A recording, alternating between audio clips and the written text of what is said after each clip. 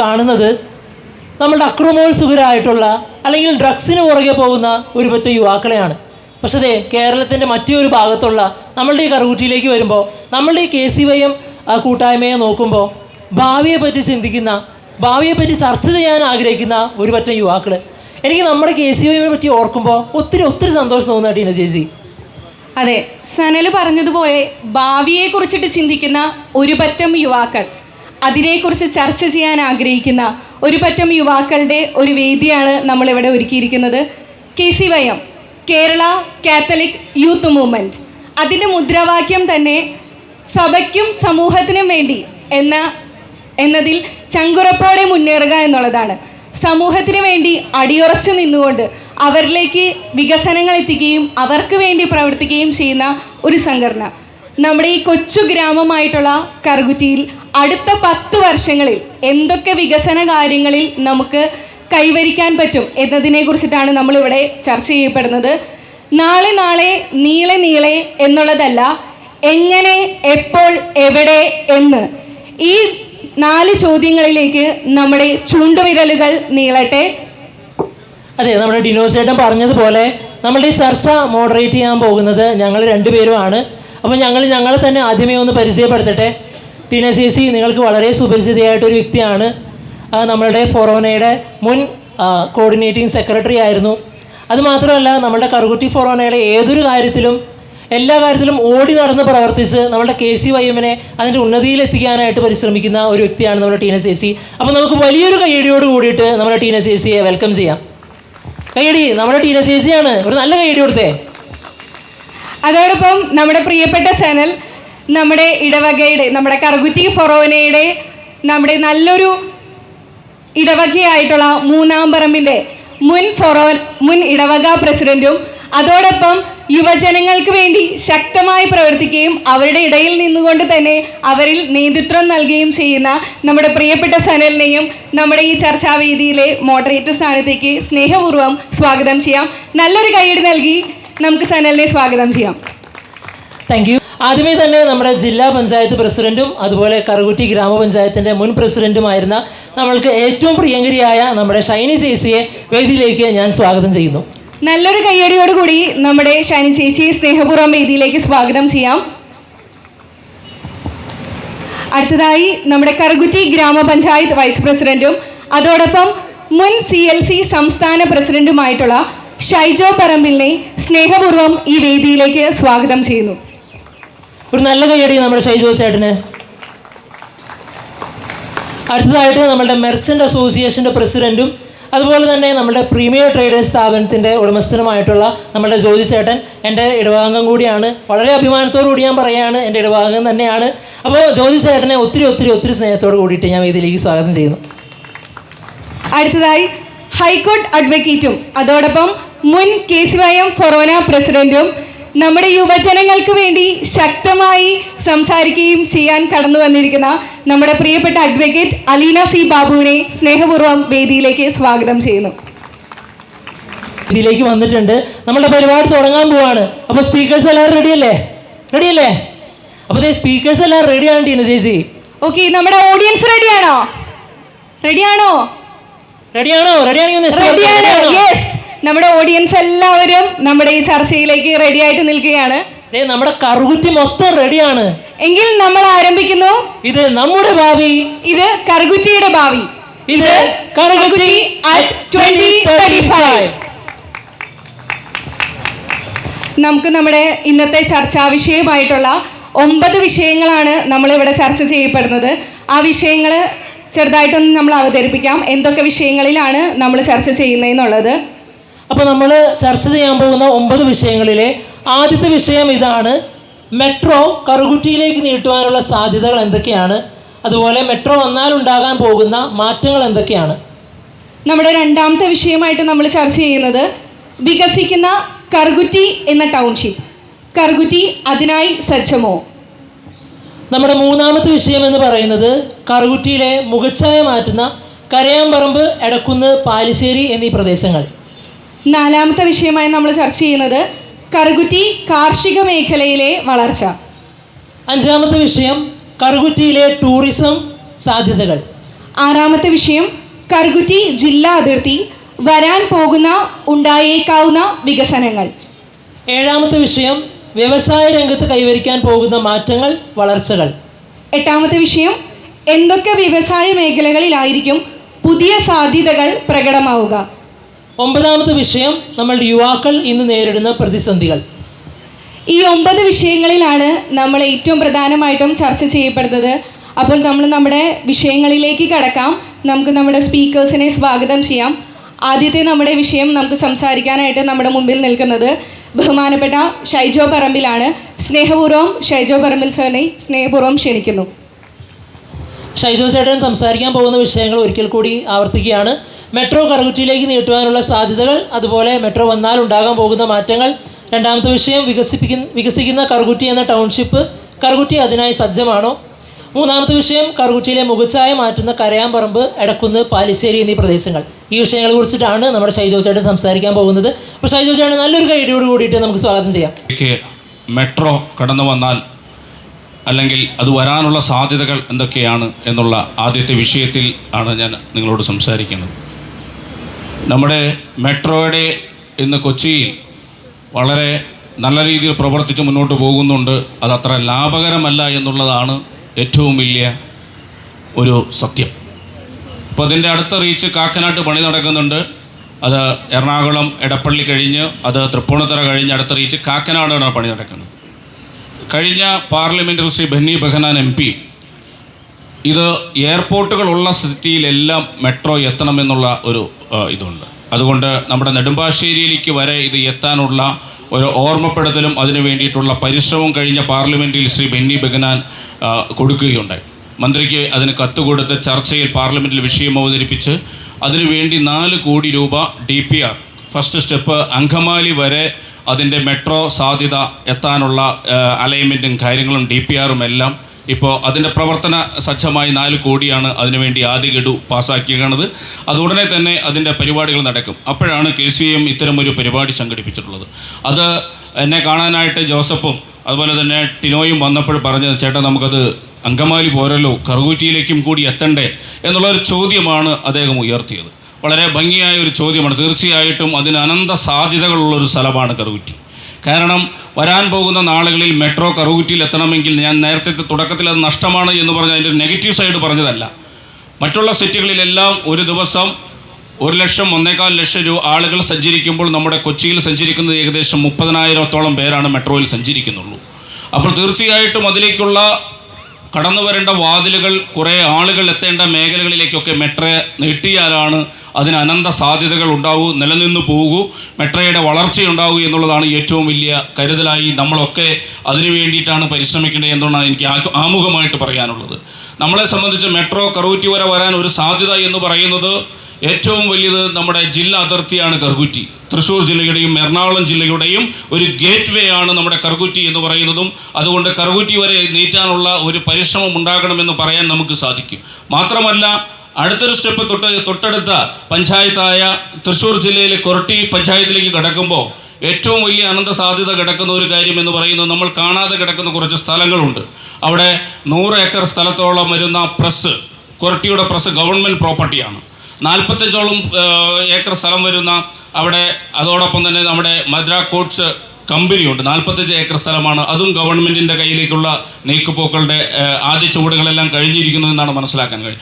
അതുപോലെ തന്നെയാണ് ഒരു 65 ഏക്കറോളം വരുന്ന നമ്മുടെ കറുകുറ്റി പഞ്ചായത്തിനോട് ചേർന്ന് തന്നെ കിടക്കുന്ന കുഷ്ഠരോഗ ആശുപത്രി.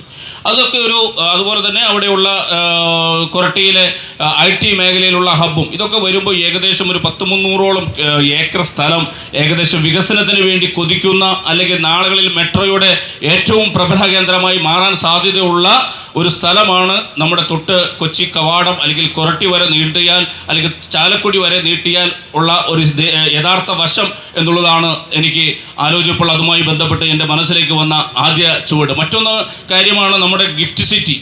അയ്യമ്പുഴ പഞ്ചായത്തിലാണ് വരാൻ പോകുന്നത് ഗിഫ്റ്റ് സിറ്റി. ഏകദേശം 890 കോടി രൂപ അതിനുവേണ്ടി നീക്കിവെച്ച് അത് സ്ഥലം ഏറ്റെടുക്കലുമായി മറ്റുള്ള പ്രക്രിയകൾ നടക്കുകയാണ്. അതും ഒട്ടനവധി പേർക്ക് ജോലി സാധ്യതയും അതുപോലെ തന്നെ മെട്രോയുടെ പ്രവർത്തനങ്ങളിലേക്ക് ആളുകൾ വന്നു പോകാനുമുള്ള ഒരു ഗേറ്റ് വേയും അങ്കമാലിയും കരയാമ്പറമ്പും കറുകുറ്റിയൊക്കെ ആകും എന്നുള്ളത് വളരെ പ്രതീക്ഷാജനകമായ കാര്യം. അതോടൊപ്പം തന്നെ മറ്റൊരു കാര്യമാണ്, നമുക്കറിയാം കറുകുറ്റിയിലാണ് അപ്പോളോ അറ്റ്ലസ് ഹോസ്പിറ്റൽ സ്ഥിതി ചെയ്യുന്നത്.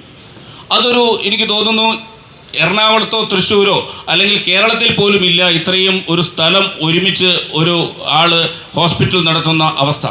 ഇപ്പോൾ 350 ബെഡുള്ള ഒരു പുതിയ സംവിധാനം അല്ലെങ്കിൽ പുതിയ അവിടെ ഇത് സമുച്ചയം ഉയരുകയാണ്.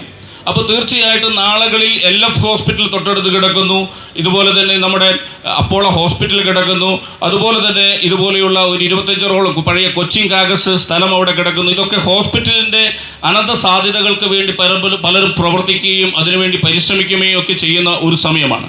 ഇതൊക്കെ വന്നാൽ തീർച്ചയായിട്ടും ഒരു മെഡിക്കൽ ടൂറിസത്തിന് ഏറ്റവും കൂടുതൽ ഏഴാറ്റവുമായി അത് ഷൈൻ ചേച്ചിയുടെ വിഷയമാണെങ്കിലും ഈ മെഡിക്കൽ ടൂറിസം ഒക്കെ ഒട്ടനവധി സാധ്യതകളുള്ള ഒരു പഞ്ചായത്തായിട്ട് അതിൻ്റെ ഇപ്പോൾ ട്രാൻസ്പ്ലാന്റ് ഒക്കെ പോലെയുള്ള പരിപാടികളാണ് ഇവിടെ വരാൻ പോകുന്നത്. അങ്ങനെ വരുമ്പോൾ അവർക്ക് ഇവിടെ താമസിക്കാനുള്ള സൗകര്യം വേണം, അവർക്ക് ഭക്ഷണം കൊടുക്കാനുള്ള അവസ്ഥ വേണം. അതൊക്കെ നമുക്ക് ഈ കറുകുറ്റിയുടെ പ്രദേശങ്ങളിൽ വലിയ ഒരു വളർച്ചയ്ക്ക് മുതൽക്കൂട്ടാകുന്ന ഒരു സാധ്യതയാണ്. അപ്പോൾ തീർച്ചയായിട്ടും നേരത്തെ പറഞ്ഞതുപോലെ നെടുമ്പാശ്ശേരിയിലേക്ക് നമ്മുടെ വന്ദേ ഭാരത് അതോടൊപ്പം തന്നെ യമു പ്രധാനപ്പെട്ട എല്ലാ ട്രെയിനുകൾക്ക് സ്റ്റോപ്പ് വേണമെന്ന് ആവശ്യപ്പെട്ടൊക്കെ മുറവിളി ഉയർന്ന് പാർലമെൻറ്റിലെല്ലാം നമ്മൾ കേട്ടതാണ്. അപ്പോൾ തീർച്ചയായിട്ടും നെടുമ്പാശ്ശേരിയിൽ വരുന്ന ഇത്തരത്തിലുള്ള ട്രെയിനുകളുടെയും മറ്റുള്ള ഇതിൻ്റെയൊക്കെ സാധ്യതകൾ വരുമ്പോൾ തീർച്ചയായിട്ടും മെട്രോയുടെ ഒരു കീ പോയിൻ്റായിട്ട് വരേണ്ട സ്ഥലം നമുക്ക് പ്രധാനപ്പെട്ട അതിർത്തി ജില്ലയായ കറുകുറ്റിയുടെ ഇങ്ങേ അറ്റത്ത് വരുമ്പോൾ അതിന് അനന്ത സാധ്യതകളുണ്ട്. മാത്രമല്ല റെയിൽവേയുടെ കയ്യിൽ ഇതിനപ്പുറം തൊട്ടപ്പുറത്ത് കിടക്കുന്നത് ഒരു 8 ഏക്കർ സ്ഥലമുണ്ട്. ആ 8 ഏക്കർ സ്ഥലം നമ്മളും അത് പാർലമെൻറ്റിലേക്ക് ശ്രദ്ധയിൽ മന്ത്രിമാരുടെ എല്ലാ റെയിൽവേ മന്ത്രിയുടെ എല്ലാ ശ്രദ്ധയിൽ നമ്മൾ പെടുത്താനുള്ള ആദ്യ ചുവടുകളൊക്കെ എടുത്തിട്ടുണ്ട്. തീർച്ചയായിട്ടും ആ 8 ഏക്കർ സ്ഥലം നമ്മുടെ കറുകുറ്റിയുടെ ഒരു മുഖച്ഛായ തന്നെ, പ്രത്യേകിച്ച് കേന്ദ്ര പദ്ധതികൾ വരാൻ സാധ്യതയുള്ള ഒരു സ്ഥലമാണ്. അപ്പോൾ അതും ഒരു റെയിൽവേയും അല്ലെങ്കിൽ നമ്മുടെ ഈ മെട്രോയുമായി എന്തെങ്കിലും രീതിയിലുള്ള ഒരു സഹകരണം നടന്നാൽ നമുക്ക് അതിൻ്റെ യാർഡടക്കം ഇവിടെ സംഘടിപ്പിക്കാനും അതൊക്കെ വളരെ വളർച്ചയിലേക്ക് കൊണ്ടുപോകാനൊക്കെയുള്ള സാധ്യത തെളിയുന്നൊരു കാര്യം. മാത്രമല്ല നമുക്ക് നെടുമ്പാശ്ശേരി വരെ ഒരു വാട്ടർ മെട്രോ വരുന്നുണ്ട്. അത് ഇപ്പോൾ കൊച്ചി തൊട്ട് വാട്ടർ മെട്രോ നെടുമ്പാശ്ശേരി വരെ എത്തി നിൽക്കുകയാണ്. ആ നെടുമ്പാശ്ശേരി വരെ നിൽക്കുന്ന വാട്ടർ മെട്രോ നമുക്ക് മാഞ്ഞാലി തോട് വരെ എത്തിക്കാനായിട്ട് ബുദ്ധിമുട്ടുണ്ടാവില്ല. അപ്പോൾ മെട്രോയുടെ കവാടമായി വരുന്ന കൊച്ചിൻ ഗേറ്റ് വേ എന്ന് പറയുന്ന കറുകുറ്റി പഞ്ചായത്തിലേക്ക് അത് വരികയും അതോടൊപ്പം തന്നെ നെടുമ്പാശ്ശേരിയിൽ നിന്ന് വരുന്ന വാട്ടർ മെട്രോ മാഞ്ഞാലി തോട്, അത് നമുക്കറിയാം വെള്ളപ്പൊക്കത്തിന്റെ സമയത്താണ് ചില പ്രൊജക്റ്റുകൾ പിന്നോട്ട് പോയത്. അതൊക്കെ വലിയൊരു ടൂറിസത്തിന്റെ ഭാഗമായി തന്നെ നമ്മൾ വികസിപ്പിച്ചെടുത്ത് അതിൻ്റെ ഈ റോഡുകളെല്ലാം കെട്ടിക്കൊണ്ടുവന്ന ഒരു പരിപാടിയാണ്. പക്ഷേ അത് ശാസ്ത്രീയമായി പഠിച്ച് ജനങ്ങൾക്ക് ഉപദ്രവമില്ലാത്ത രീതിയിൽ നമുക്ക് തീർച്ചയായിട്ടും മാഞ്ഞാലിത്തോട് വഴി അത് അവിടെ കൊണ്ട് നിൽക്കുന്നില്ല. ബഹുമാനപ്പെട്ട ഷൈനി ജോർജിന്റെ വിഷയമായ ടൂറിസവുമായി ബന്ധപ്പെട്ടത് നമുക്ക് ഏഴാറ്റുമുഖത്ത് വയ്ക്കാവുന്ന മൂന്നാംപറമ്പും കറുകുറ്റിയും ഇടക്കുന്നും കടന്നു പോകുന്ന ഒരു തോടുണ്ട്. ആ തോടിനൊക്കെ നമുക്ക് പാടത്തേക്കൂടെ കടന്നു പോകുന്ന വലിയ തോടുകളാണ്. ആ തോടൊക്കെ വികസിപ്പിച്ചെടുത്താൽ നമുക്ക് മാഞ്ഞാലിത്തോട്ടിൽ നിർത്തേണ്ട കാര്യമില്ല. അതിൻ്റെ ഏഴാറ്റുമുഖം പുഴയിൽ കൊണ്ടുപോയി ചാടിച്ചാൽ തീർച്ചയായിട്ടും നമ്മുടെ ടൂറിസത്തിനും അതുപോലെ തന്നെ വളരെ അനന്ത സാധ്യതകളുള്ള ഒരു സ്ഥലമാണ്. അതുകൊണ്ട് മെട്രോയെ സംബന്ധിച്ച് നമുക്ക് വളരെ കരുതലോടെ ജനപ്രതിനിധികളുടെ ശ്രദ്ധയിൽപ്പെടുത്താനും ഈ DPR-നോടൊപ്പം തന്നെ നമുക്ക് അത് കറുകുറ്റിയും കൂടി ഉൾപ്പെടുത്തിയ ഒരു പഠനവിധേയമാക്കണമെന്ന് ആവശ്യപ്പെടാനും ഇന്നത്തെ ഈ ചർച്ച ഉപകരിക്കുമെന്ന് മാത്രമാണ് എനിക്ക് മെട്രോയുമായി ബന്ധപ്പെട്ട് നിങ്ങളുടെ മുമ്പിലേക്ക് വെക്കാനുള്ളത്. മാത്രമല്ല പ്രധാനപ്പെട്ട മെട്രോ വരുമ്പോൾ അതിന് വേറെ ഒരു പ്രധാന മൊബിലിറ്റി ഹബ്ബ് നമുക്ക് കൊണ്ടുവരാൻ പറ്റും. കാരണം 2 ഹൈവേകൾ സമന്വയിക്കുന്നു. അങ്ങനെയാണ് നമുക്ക് വാട്ടർ മെട്രോയും അതുപോലെ തന്നെ റെയിൽവേ മെട്രോയും അതുപോലെ തന്നെ മറ്റുള്ള ബസ് സർവീസും എല്ലാം ഒരുമിക്കുന്നതാണ് വൈറ്റ്ലയിലുള്ള ഹബ്ബ്. ആ വൈറ്റ്ല ഹബ്ബ് പോലെ തന്നെ 2 ഹൈവേകൾ, ഒരു പ്രധാനപ്പെട്ട ഹൈവേ വരാൻ പോകുന്നത് 6500 കോടി രൂപയുടെയാണ്. അത് അതിവേഗം അങ്കമാലിയിൽ നിന്ന് ആരംഭിച്ച് അത് കുണ്ടന്നൂർ ചെല്ലുന്ന ഹൈവേ നാഷണൽ ഫണ്ടാണ്. അത് ഉടനെ തന്നെ അതിൻ്റെ പ്രവർത്തനം ആരംഭിക്കും എന്നുള്ളതാണ് മനസ്സിലാക്കാൻ കഴിഞ്ഞത്. അതുമാത്രമല്ല അതിനോടൊപ്പം തന്നെ നമുക്ക് 269 കോടി മുടക്കിക്കൊണ്ട് അങ്കമാലി നമ്മുടെ ഫൊറോന ചർച്ച്, നമ്മുടെ ബസിലിക്ക ചർച്ചിന്റെ സൈഡിലൂടെ ഒരു ബൈപ്പാസും നേരെ എറണാകുളത്തേക്ക് കൊച്ചിയിലേക്ക് കടന്നു പോകുന്ന തിരുവനന്തപുരം പോകുന്ന ബൈപ്പാസും കൂടി വരുന്നതോടുകൂടി ഒരു പ്രധാനപ്പെട്ട കേന്ദ്രമായിട്ട് കരിയാമ്പറമ്പ് മാറും. ആ കരിയാമ്പറമ്പ് മാറുമ്പോൾ തീർച്ചയായിട്ടും നേരത്തെ പറഞ്ഞതുപോലെ ഒരു വാട്ടർ മെട്രോയും മെട്രോയും 2 ഹൈവേകളെല്ലാം സമന്വയിക്കുന്ന കരയാമ്പറമ്പ് ഭാഗത്ത് ആ മാഞ്ഞാലി തോടിൽ നമുക്ക് അവിടെ ഒരു പ്രധാനപ്പെട്ട ഒരു ഹബിനുള്ള സാധ്യതയുണ്ട് എന്നുള്ളതാണ്. മൊബിലിറ്റി ഹബിനുള്ള സാധ്യതയുണ്ട്. ആ സാധ്യത കൂടി നമുക്ക് നമ്മുടെ ജനപ്രതിനിധികളുടെയും നാട്ടുകാരുടെയും മുമ്പിലൊക്കെ വിളിച്ചോതിക്കൊണ്ട് ഒരു ആവശ്യമാക്കി ഉയർത്തേണ്ട സാഹചര്യമാണ്. അതിനെ നമുക്ക് പരിശ്രമിക്കണമെന്നാണ് എനിക്ക് നമ്മുടെ മെട്രോയുമായി ബന്ധപ്പെട്ട് നിങ്ങളുടെ മുമ്പിൽ പറയാനുള്ളത്. നെടുമ്പാശ്ശേരിയുടെ ഏറ്റവും അടുത്ത കവാടമാണ് അങ്കമാലി. ആദ്യമൊക്കെ ചർച്ച നടന്നത് മെയിൻ ഗേറ്റ് അങ്കമാലിക്ക് വേണോ അത്താണിക്ക് വേണോ എന്നുള്ളത്. പക്ഷെ അന്നൊക്കെ ചില രാഷ്ട്രീയ ഇടപെടലാണോ അന്നത്തെ കാര്യങ്ങളുടെ ആവശ്യമാണോ എന്നറിയില്ല, അതൊക്കെ കടന്നുപോയത് അത്താണിയിലേക്കാണ്. പക്ഷെ അത് അങ്കമാലി ആയിരുന്നെങ്കിൽ കറുകുറ്റിയുടെ ഇന്നത്തെ വളർച്ച ഇതല്ല, ഇതിനപ്പുറമാകുമായിരുന്നു. പക്ഷെ ഒരു കാര്യം നമ്മൾ മനസ്സിലാക്കേണ്ടതുണ്ട്, ഇനി അങ്കമാലിയല്ല കറൂറ്റി തൊട്ടാണ് ഏറ്റവും വലിയ വളർച്ചയ്ക്ക് അനന്ത സാധ്യതകൾ ഈ ഹൈവേയുടെ ഇരു സൈഡുകളിലും നമ്മൾ കാണാത്ത അല്ലെങ്കിൽ നമ്മൾ ചിന്തിക്കാത്ത 2035 എന്ത് സംഭവിക്കുമെന്ന് നമുക്ക് പ്രെഡിക്കേറ്റ് ചെയ്യാൻ പറ്റാത്ത രീതിയിലുള്ള ഒരു ദ്രുതഗതിയിലുള്ള വളർച്ചയ്ക്ക് സാധ്യതയുള്ള ഒരു പഞ്ചായത്താണ് കറുകുറ്റി ഗ്രാമപഞ്ചായത്ത്. അതിനു വേണ്ടിയിട്ട് നമ്മുടെ മനസ്സും കാതും നമ്മളെല്ലാവരും സജ്ജമായാൽ തീർച്ചയായിട്ടും നമുക്ക് വലിയൊരു സ്വപ്നത്തിലേക്ക് നടക്കാൻ പറ്റും. മറ്റൊരു കാര്യം എന്നോട് ചോദിച്ചിരിക്കുന്ന വിഷയം, ഞാൻ ആ വിഷയത്തിൽ നിന്ന് മാറിയിട്ട് അടുത്ത വിഷയത്തിൽ കിടക്കുകയാണ്. അടുത്ത വിഷയം എന്ന് പറയുന്നത് നമ്മുടെ പഞ്ചായത്തോ അല്ലെങ്കിൽ നമ്മുടെ കറുകുറ്റി എന്ന് പറയുന്ന ഈ 3-4 ഏക്കർ സ്ഥലം ഹൈവേ വരുന്ന 3 കിലോമീറ്ററോളം വരും, 3.5 കിലോമീറ്ററോളം വരുന്ന ഈ ഭാഗം നമുക്കതിന് അടിസ്ഥാന സൗകര്യങ്ങൾ സജ്ജമാണോ എന്നുള്ളതാണ്. ഒരിക്കലും ഒരു സജ്ജമാണ് എന്ന് തോന്നുന്നില്ല. പലപ്പോഴും ബഹുമാനപ്പെട്ട ആവളിയച്ഛൻ സൂചിപ്പിച്ച ഒരു പ്രധാനപ്പെട്ട പ്രശ്നം, എന്തുകൊണ്ട് കറുകുറ്റിയിൽ മാത്രം ഫ്ലൈ ഓവർ ഇല്ല എന്ന് അച്ഛൻ ഒരു ചോദ്യം ചോദിച്ചു. ആ ചോദ്യം അതിന് ഉത്തരവാദി ഒരു പക്ഷേ ഞാനടക്കമുള്ള ജനപ്രതിനിധി നാട്ടിൽ അന്ന് നമ്മൾ നടത്തിയൊരു സമരം ഞാൻ ഓർക്കുന്നുണ്ട്.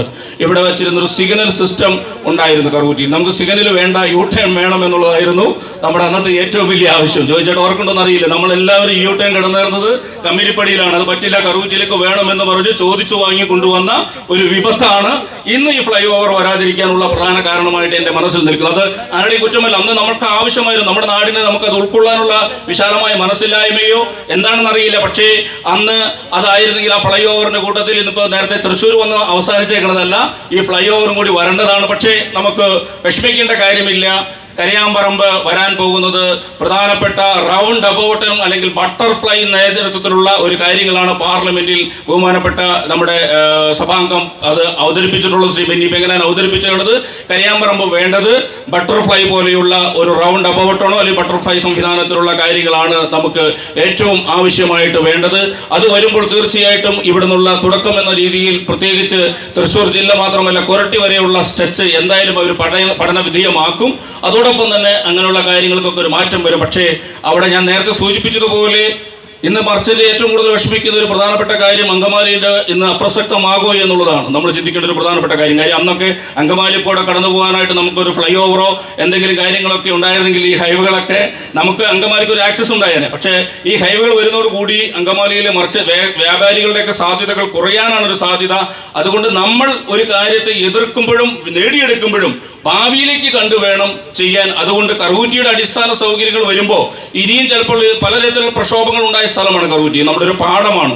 അപ്പോൾ ഇത് റോഡ് ഇനി കുറെ പൊന്തിയാലൊക്കെയാണ് ശരിക്കും പറഞ്ഞാൽ അവർ കാണുന്ന ദേശീയ തലത്തിൽ കാണുന്ന. ഇപ്പം തൊട്ടടുത്ത് നമുക്കറിയാം കരയാമ്പറമ്പത്ത് നിന്ന് പ്ലാച്ചിപ്പാറയ്ക്ക് പോകുന്ന റോഡിന് 93 കോടി രൂപയാണ് അനുവദിച്ചത്. ആ 93 കോടി രൂപയും കൊണ്ട് നമ്മൾ പണിയാനായിട്ട് സാറ്റലൈറ്റ് വഴിയുള്ള കുറെ കാര്യങ്ങളൊക്കെ വെച്ച് വന്നപ്പോൾ നാട്ടുകാരൊക്കെ വലിയ എതിർപ്പായിരുന്നു. ആ എതിർപ്പിൽ കുറെ ശരികളും ഉണ്ടായിരുന്നു, നമുക്ക് നിഷേധിക്കാൻ പറ്റില്ല. ആ ശരിയൽ എന്ന് പറയുന്നത് തൻ്റെ വീട് ഏകദേശം 5-6 അടി പൊക്കത്തിൽ ബണ്ട് വെച്ച് അല്ലെങ്കിൽ ഒരു കാന വെച്ച് പോകുമ്പോൾ അത് നമുക്ക് കടന്നടക്കാൻ പറ്റാത്ത ഒരു സ്ഥിതിയാണ് അവിടെ ഉണ്ടായത്. അപ്പോൾ തീർച്ചയായിട്ടും അന്ന് വലിയ പ്രക്ഷോഭമായി പൊളിച്ച് അവർ പണിത കാനയെ നമ്മൾ പൊളിപ്പിക്കേണ്ട സാഹചര്യം വന്നു.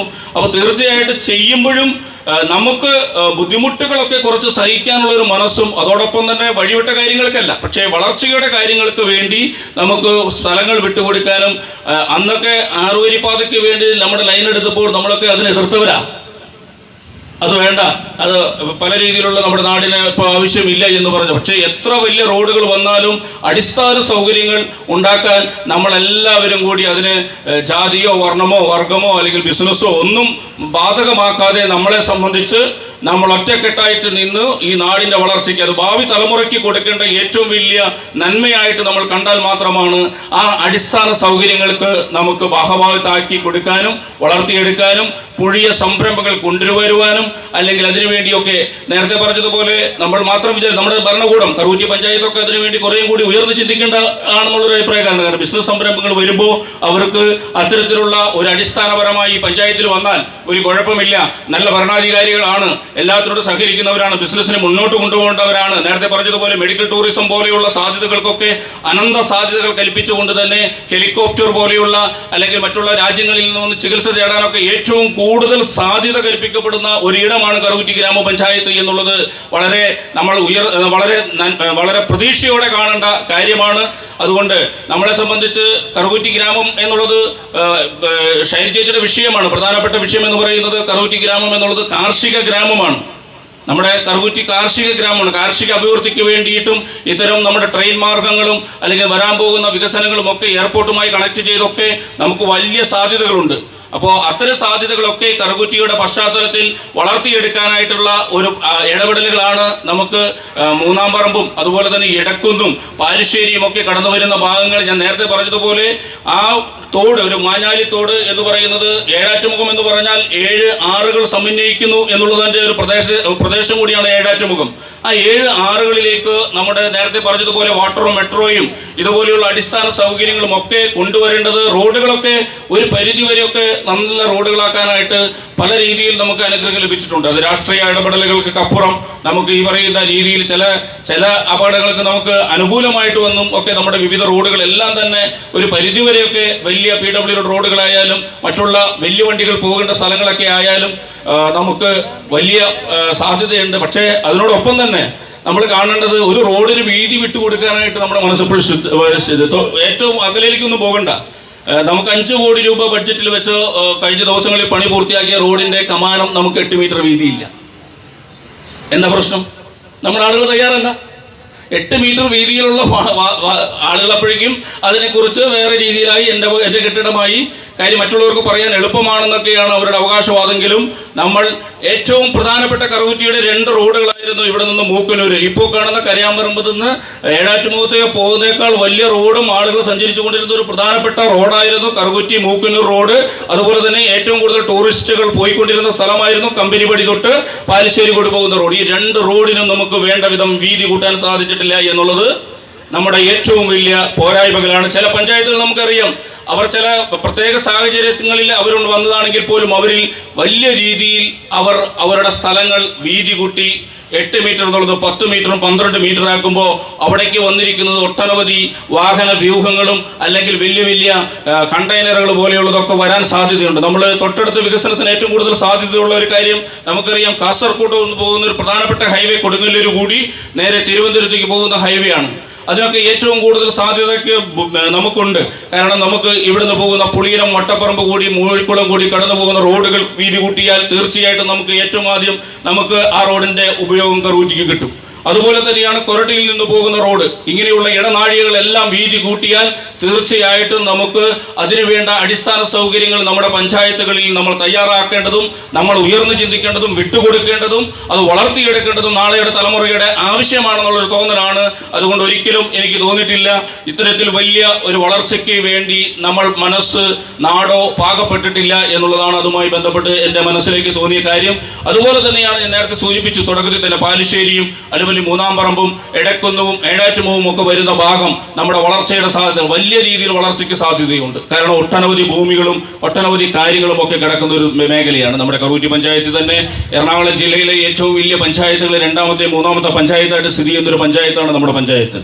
ഏറ്റവും കൂടുതൽ ഏരിയ മാറിക്കിടക്കുന്നു, ഏറ്റവും കൂടുതൽ പോപ്പുലേഷനുള്ള എനിക്ക് തോന്നുന്നു 3ാമത്തെ പഞ്ചായത്താണ്. 34,000-ഓളം പേർ താമസിക്കുന്ന ഒരു പഞ്ചായത്താണ് നമ്മുടെ പഞ്ചായത്ത്. അങ്ങനെ വലിയ രീതിയിൽ ആളുകളുടെ എണ്ണത്തിലും വലിപ്പത്തിൻ്റെ കാര്യത്തിലുമൊക്കെ വലിയ രീതിയിലുള്ള വളർച്ചയുള്ള പഞ്ചായത്താണ് കറുകുറ്റി ഗ്രാമപഞ്ചായത്ത്.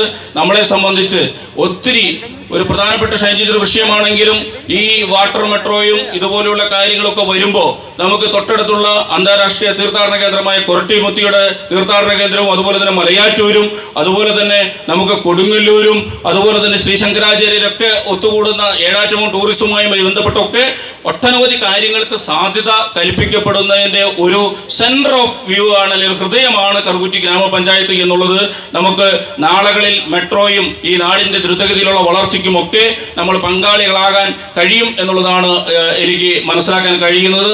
നിങ്ങൾക്കൊക്കെ തോന്നുന്ന ചർച്ചകൾ നമുക്ക് അതിനുശേഷം മറ്റുള്ള കാര്യങ്ങളിൽ കടന്നു പോകാം എന്നുള്ളത് കൊണ്ട് ഞാൻ 3 വിഷയത്തിലൂടെ കടന്നുപോയി എന്ന് വിശ്വസിക്കുന്നു.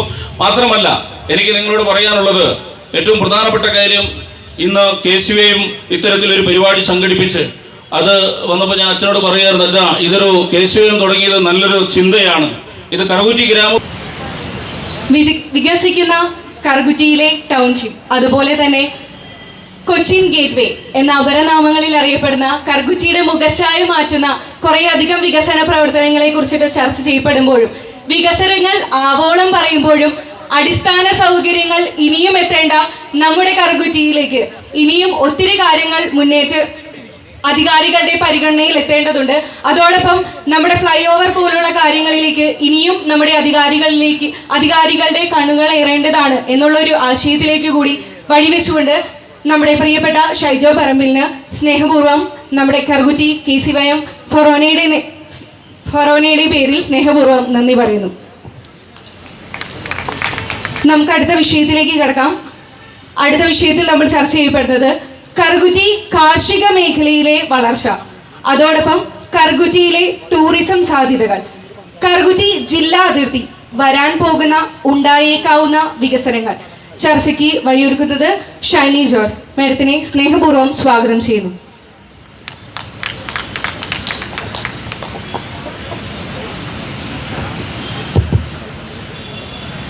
നേരത്തെ ഇവിടെ വൈസ് പ്രസിഡന്റ് സൂചിപ്പിച്ച പോലെ തന്നെ KCVMന്റെ നേതൃത്വത്തിൽ ഇങ്ങനെ ഇവിടെ സൂചിപ്പിച്ച പോലെ തന്നെ കറുകുറ്റി ഒരു കാർഷിക മേഖലയാണ്. നമുക്കറിയാം ഇവിടുത്തെ ഏതാനും ജനങ്ങളൊക്കെ കാർഷിക വൃത്തിയിൽ തന്നെ ഏർപ്പെട്ട് മുമ്പോട്ട് പോകുന്നു. പലപ്പോഴും പല കാരണം കൊണ്ട് കാർഷിക വൃത്തിയിൽ മാറിപ്പോകുന്നൊരു സാഹചര്യം കാണാറുണ്ട്. അത് വേറെ ഒന്നല്ല, നമുക്കറിയാം ഒരു കർഷകനെ സംബന്ധിച്ചിടത്തോളം കാർഷിക ഉൽപ്പന്നങ്ങൾ ഉണ്ടാക്കി കഴിഞ്ഞാൽ അത് വിൽക്കുവാൻ അത് കിട്ടുന്ന ഒരു മാർക്കറ്റ് എന്ന് പറയുന്നത് അത് അനിവാര്യമാണ്. ഇന്ന് നമുക്കറിയാം ഒരുപാട് കർഷകർ ഇന്ന് നിലനിൽക്കുന്നുണ്ടെങ്കിൽ തീർച്ചയായിട്ടും അവരുടെ അഭിരുചി അതിലായതുകൊണ്ട് മാത്രമാണ് ആ കാർഷിക മേഖലയിൽ വൃത്തിയിൽ അവർ ഏർപ്പെട്ടു പോകുന്നത്. അങ്ങനെ ഒരു കാർഷിക മേഖലയായിരിക്കുന്ന കറുകുറ്റിയെ സംബന്ധിച്ചിടത്തോളം ഇന്ന് കുറെ നമുക്കറിയാം ഒരു കർഷകരുടെ കുടുംബത്തിൽ നിന്ന് എല്ലാവരും കർഷകരാവണമെന്നില്ല. അതിൽ കുറേ പേരൊക്കെ ജോലി സംബന്ധമായിട്ട് കാര്യങ്ങൾക്ക് പോകുന്നു. മറ്റുള്ളവരൊക്കെ പലപ്പോഴും ഇപ്പം ഡിജിറ്റൽ യുഗമാണ്. നമുക്കറിയാം ഒരുപാട് ഇൻവെൻഷൻസ് ഈ കാർഷിക മേഖലയിൽ വന്നു കഴിഞ്ഞു. അതിൻ്റെ ഭാഗമായിട്ട് ഒരുപാട് പുതിയ ജനറേഷനൊക്കെ പതുക്കെ ഇതിലേക്ക് കാർഷിക വൃത്തിയിലേക്ക് കടന്നു വന്നുകൊണ്ടിരിക്കുന്നുണ്ട്. അതിൻ്റെ ഒരു ഭാഗമായിട്ടാണ് നമുക്കറിയാം പല നൂതന ടെക്നോളജി ഉപയോഗിച്ചുകൊണ്ടുള്ള കൃഷി രീതികളൊക്കെ അവലംബിച്ച് മുമ്പോട്ട് പോകുന്ന ഒരു സാഹചര്യം കുറച്ചൊക്കെ നമ്മുടെ കാർഷിക മേഖലയിൽ കാണാൻ സാധിക്കുന്നുണ്ട്.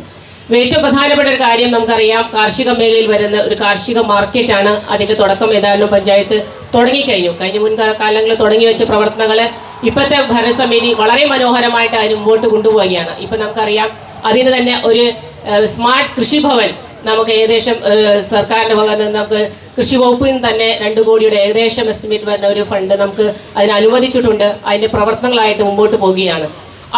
അനുവദിച്ച് തന്നെ നമുക്കറിയാം ഒരു സ്മാർട്ട് കൃഷിഭവൻ എന്ന് പറയുമ്പോൾ കർഷകർക്ക് കൊടുക്കാൻ സാധിക്കുന്ന എല്ലാ പ്രവർത്തനങ്ങളും പേപ്പർലെസ് വർക്ക്. നമുക്കറിയാം ഒരു കർഷകർ അവിടെ എത്തിക്കഴിഞ്ഞാൽ അവർക്ക് വിശ്രമിക്കാൻ ഉൾപ്പെടെയുള്ള എല്ലാ കാര്യങ്ങളും സജ്ജീകരിക്കുന്ന ഒരു സ്മാർട്ട് കൃഷിഭവനും കൂടി വന്നു കഴിഞ്ഞാൽ തീർച്ചയായിട്ടും ആ കർഷകർ നേരിടുന്ന നമുക്കറിയാം ഇന്ന് വരുന്ന ഒരുപാട് പ്രശ്നങ്ങളുണ്ട്.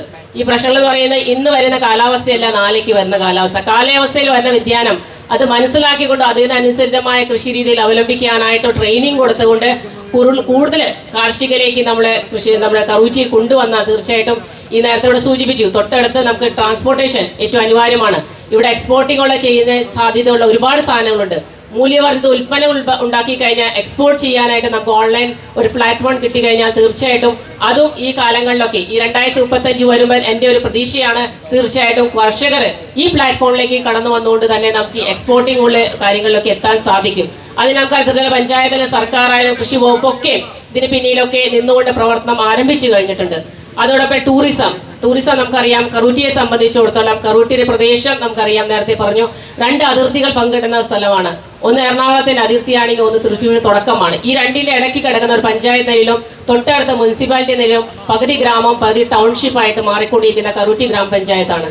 ഈ കറൂറ്റി ഗ്രാമപഞ്ചായത്തിൽ നമുക്കറിയാം ടൂറിസത്തിന് ഏറ്റവും കൂടുതൽ സാധ്യതയുണ്ട്. വേറെ ഒന്നല്ല, നമ്മുടെ ഇവിടെ നിന്ന് പോകുമ്പോൾ നമുക്കറിയാം, നേരത്തെ ഇവിടെ വൈസ് പ്രസിഡന്റ് സൂചിപ്പിച്ചു, റോഡുകളുടെ അവസ്ഥകളൊക്കെ നമുക്കറിയാം. ബൈപ്പാസ് വരാൻ പോകുന്നു, അത് കാലക്രമേണ തീർച്ചയായിട്ടും അതിന് നടത്തിപ്പായിട്ട് മുമ്പോട്ട് പോകുന്നുണ്ട്. അത് സമയബന്ധിതമായിട്ട് പൂർത്തീകരിക്കുമെന്നാണ് നമ്മളെല്ലാവരും പ്രതീക്ഷിക്കുന്നത്. അപ്പോൾ അങ്ങനെയൊക്കെ വരുമ്പോൾ ഈ തൊട്ടടുത്ത എയർപോർട്ട് ഇങ്ങനെ ഒരു സംവിധാനമുള്ളപ്പോൾ കൂടുതൽ ടൂറിസ്റ്റുകൾക്ക് നമ്മുടെ ഈ ഭാഗങ്ങൾ, ഏഴാറ്റുമുഖം പ്രദേശം മാത്രമല്ല, നമുക്കറിയാം പ്രകൃതി ഗ്രാമം എന്ന് പറയുമ്പോൾ നമ്മുടെ ഈ കറൂറ്റിയിൽ നിന്ന് കടന്നു പോകുമ്പോഴാണ് നമുക്ക് ഇരുവശങ്ങളിൽ അതിൻ്റെ മനോഹാരിത നമുക്കറിയാം. എല്ലാ ഇടങ്ങളും കണ്ടുപോകാനുള്ള സാഹചര്യം നമുക്ക് നമ്മുടെ കൃഷി സ്ഥലങ്ങളിലും മറ്റിടങ്ങളിലൊക്കെ കണ്ടുപോകാനൊരു സാധ്യത നമ്മുടെ കറൂറ്റിൽ നിന്ന് കടന്നു പോകുകയാണ്. അങ്ങനെ ഒരു സംവിധാനം വരുമ്പോൾ തീർച്ചയായിട്ടും നമ്മുടെ ഏഴാറ്റുമുഖം പ്രദേശം കൂടുതൽ വില്ലേജ് ടൂറിസമിന്റെ ഭാഗമായിട്ട് തന്നെ നന്നായിട്ട് ഡെവലപ്പ് ചെയ്തെടുക്കാൻ സാധിക്കും. നമുക്കറിയാം, നേരത്തെ ഇവിടെ സൂചിപ്പിച്ചു, ഏത് പദ്ധതി നമ്മൾ വികസനത്തിന് കൊണ്ടുവരുമ്പോൾ അവിടെ ജനപങ്കാളിത്തം അനിവാര്യമാണ്. ജനപങ്കാളിത്തം ഇല്ലാതെ നമുക്ക് ഒരു പദ്ധതിയും വികസിപ്പിക്കാൻ സാധിക്കുകയില്ല. ഫണ്ട് വന്നു കഴിഞ്ഞാൽ പോലും നമുക്കറിയാം ഈ കാര്യങ്ങളിലൊക്കെ അവരെ ബോധവൽക്കരിച്ചുകൊണ്ട് ഈ വരാൻ പോകുന്ന കാര്യങ്ങൾ അവർക്കും കൂടി നേട്ടമാണ് എന്ന് ഉൾക്കൊണ്ടുകൊണ്ട് മാത്രമാണ് ഒരു വികസനം കാഴ്ചപ്പാട് നമുക്ക് കൊണ്ടുവരാൻ സാധിക്കുകയുള്ളൂ. അങ്ങനെ ഒരു ഏറ്റുമാറ്റം മാത്രമല്ല ഞാൻ ഉദ്ദേശിക്കുന്നത്. ഈ ടൂറിസം എന്ന് പറയുമ്പോൾ തീർച്ചയായിട്ടും ഈ ഒരു ടൂറിസ്റ്റ് ഒരു പ്രദേശത്തേക്ക് കടന്നു വരുമ്പോൾ തീർച്ചയായിട്ടും മനസ്സിന് സന്തോഷം കിട്ടാൻ അല്ലെങ്കിൽ റിലാക്സ് ചെയ്യാൻ വേണ്ടിയായിട്ട് വരുന്നത് ആ പ്രദേശത്തുള്ള കൾച്ചേഴ്സ് അല്ലെങ്കിൽ അവരുടെ ട്രഡീഷൻസ് അല്ലെങ്കിൽ അവിടുത്തെ എന്താണ് ആക്ടിവിറ്റീസ് ഒക്കെ ഇൻട്രൊഡ്യൂസ് ചെയ്യാൻ പറ്റിക്കഴിഞ്ഞാൽ തീർച്ചയായിട്ടും ഒരു ടൂറിസത്തിന് നല്ലൊരു സാധ്യത നമ്മുടെ കറൂറ്റിയിലുണ്ട്. അതോടൊപ്പം തന്നെ നമുക്കറിയാം ഹോം സ്റ്റേസ് കൊടുക്കുന്നുണ്ട് പലയിടങ്ങളിൽ. നമുക്ക് മൂന്നാറൊക്കെ കടന്നു ചെയ്യുന്ന ഹോം സ്റ്റേസിന് ഹോംലി ഫീൽ ചെയ്യുന്ന സാധ്യതകൾ കൊടുക്കുന്നത്. അങ്ങനെയൊക്കെ ഇതിലേക്ക് കടന്നു വന്നാൽ തീർച്ചയായിട്ടും നമ്മുടെ ഈ പ്രദേശത്തില് ടൂറിസത്തിന് ഒരുപാട് ഡിജിറ്റൽ യുഗത്തിലേക്ക് കടന്നു വരുമ്പോൾ ഒരുപാട് സംവിധാനത്തോടെ നമുക്ക് ഇത് ആകർഷിച്ച് നമ്മുടെ അത് ഏറ്റവും കൂടുതലാണ് ട്രാൻസ്പോർട്ടേഷൻ. നമുക്കറിയാം ഈ ട്രാൻസ്പോർട്ടേഷൻ എന്ന് പറയുമ്പോൾ എല്ലാ വകുപ്പ് തലങ്ങളിലും ടൂറിസം ആയാലും ഫോറസ്റ്റ് ആയാലും എല്ലാവരും ഒരുമിച്ച് നിന്നുകൊണ്ട് പ്രവർത്തിച്ചാൽ മാത്രമേ ഈ ട്രാൻസ്പോർട്ടേഷൻ നമുക്ക് സാധിക്കുകയുള്ളൂ. അപ്പോൾ അതിനെല്ലാവരും തീർച്ചയായിട്ടും മുൻകൈ എടുത്തു കഴിഞ്ഞാൽ ഈ പ്രവർത്തനങ്ങൾക്കൊക്കെ ഈ നല്ലൊരു മാതൃകയായിട്ട് നമ്മുടെ കറൂറ്റി പഞ്ചായത്തിന് മാറാൻ സാധിക്കും. ടൂറിസം നല്ല സാഹചര്യം ഇറിഗേഷൻ തലത്തിലായാലും കനാൽ വെണ്ടലിലെ സൈലുകൾ നമുക്കറിയാം പാത്വേ ഇപ്പോൾ ഒരുപാട് നമുക്കറിയാം ഈ കോവിഡ് കഴിഞ്ഞിട്ട് ഒരുപാട് പേർ നടക്കാൻ ഇറങ്ങുന്നുണ്ട്. അവർക്ക് നടക്കാനുള്ള സ്ഥലങ്ങളില്ല. ഇപ്പം നമ്മുടെ ഇവിടെ നിൽക്കുമ്പോൾ നമുക്കറിയാം ഇത്രയധികം ഗതാഗത കുരുക്കമുള്ള സ്ഥലമായിട്ട് കറൂറ്റി മാറിക്കഴിഞ്ഞുകൊണ്ടിരിക്കുകയാണ്. അതിൻ്റെയൊക്കെ അപ്രോച്ചുകളൊക്കെ തലങ്ങളിലൊക്കെ നടന്നുകൊണ്ടിരിക്കുന്നുണ്ട്. അപ്പോൾ അങ്ങനെ വരുന്ന സ്ഥലങ്ങളിൽ ഉള്ളേരിയകളിലേക്കുള്ള സ്ഥലങ്ങളിലേക്ക് നടപ്പാതകൾ സൃഷ്ടിച്ചുകൊണ്ടും അവിടെ ഹൈമാസ്ക ലൈറ്റുകൾ സ്ഥാപിച്ചുകൊണ്ട് അവർക്ക് സഞ്ചരിക്കാനുള്ള ഒരു സ്ഥലങ്ങൾ അങ്ങനത്തെ തോടുകളും വരുമ്പങ്ങളും ഒക്കെ തീർച്ചയായിട്ടും കറൂറ്റി ഗ്രാമപഞ്ചായത്ത് ഉണ്ട്. അത് കുറച്ചുകൂടി വിപുലമായിട്ട് നമ്മളെല്ലാവരും ശ്രമിച്ചു കഴിഞ്ഞാൽ അത് സാധ്യമാകുമെന്നാണ് എനിക്ക് വിശ്വസിക്കുന്നത്. അങ്ങനത്തെ പ്രവർത്തനമായിട്ട് തീർച്ചയായിട്ടും മുമ്പോട്ട് സാധിക്കും. കറൂറ്റിയുടെ വികസനം നേരത്തെ പറയുന്നത് അതിർത്തികൾ പങ്കിടുന്നതാണ്. ഒരുപാട് വികസന പ്രവർത്തനങ്ങളായിട്ട് സാധ്യതയുണ്ട്. ഇപ്പം നമുക്കറിയാം തൊട്ടടുത്ത അപ്പോളോ ഹോസ്പിറ്റലിൽ ഇവിടെ നേരത്തെ അച്ഛൻ സൂചിപ്പിച്ച പോലെ എഞ്ചിനീയറിംഗ് കോളേജ്, നൈപുണ്യ കോളേജ്, ഇൻസ്റ്റിറ്റ്യൂഷൻസ്, കോളേജുകളെല്ലാം നമ്മുടെ കറൂറ്റി പഞ്ചായത്തിലുണ്ട്. ഇതിൻ്റെ ഭാഗമായിട്ട് ഇത് NH-നോട് ചേർന്ന് കിടക്കുന്ന പ്രദേശമാണ്. ഒരു മീറ്റിംഗ് നമുക്കറിയാം പഞ്ചായത്തിൽ വയ്ക്കുമ്പോൾ ഏറ്റവും കൂടുതൽ അപ്രോച്ച് ചെയ്യുന്ന കറൂറ്റിനെ എന്തുകൊണ്ടാണെന്ന് വെച്ചാൽ ഇത് NH-നോട് ചേർന്ന് കിടക്കുന്ന പ്രദേശമായതുകൊണ്ടാണ്. ട്രാൻസ്പോർട്ടേഷൻ എല്ലാവർക്കും എളുപ്പമാണ്, കണ്ടെത്താൻ എളുപ്പമാണ്. ഈ പ്രദേശങ്ങളിലൊക്കെ വരുന്നത് പലപ്പോഴും നമുക്കറിയാം അങ്കമാലി പ്രദേശങ്ങളിലൊക്കെ ടൈറ്റായി കഴിയുമ്പോൾ പല മേഖലകളിൽ നിന്ന് ബിസിനസ് മേഖലയിലേക്ക് കടന്നു വരുന്നത് നമ്മുടെ ഏരിയകളിലാണ്. ഓരോ വർഷം കഴിയുമ്പോൾ നമുക്ക് പുതിയ ബിസിനസ് സ്ഥാപനം നമുക്ക് ഇവിടെ കണ്ടെത്താൻ സാധിക്കും. അതോടൊപ്പം അതിൻ്റെ വളർച്ച നമുക്ക് തീർച്ചയായിട്ടും നാടുകൾ വരുമ്പോൾ യുവജനങ്ങൾക്ക് അതിൻ്റെ ഗുണങ്ങൾ കിട്ടുകയാണ്. അപ്പം അങ്ങനെയുള്ള പ്രവർത്തനങ്ങളായിട്ട് നമ്മുടെ തീർച്ചയായിട്ടും കറൂറ്റി പഞ്ചായത്ത് മാറുന്നുണ്ട്. ഈ 2035 വർഷം എത്തുമ്പോൾ ഈ 10 വർഷക്കാലങ്ങളിലേക്ക് ഒരുപാട് മാറ്റങ്ങൾ നമുക്ക് പ്രതീക്ഷിക്കാം എന്ന് മാത്രം സൂചിപ്പിച്ചുകൊണ്ട് ഈ ചർച്ചയെ ക്ഷണിച്ചതിന് പ്രത്യേകം നന്ദി അറിയിക്കുന്നു. ഒരിക്കൽ കൂടി ഇതിന് പിന്നിൽ പ്രവർത്തിച്ച് എല്ലാ ഭാരവാഹികളും അഭിനന്ദിച്ചു നിർത്തുന്നു. നന്ദി, നമസ്കാരം.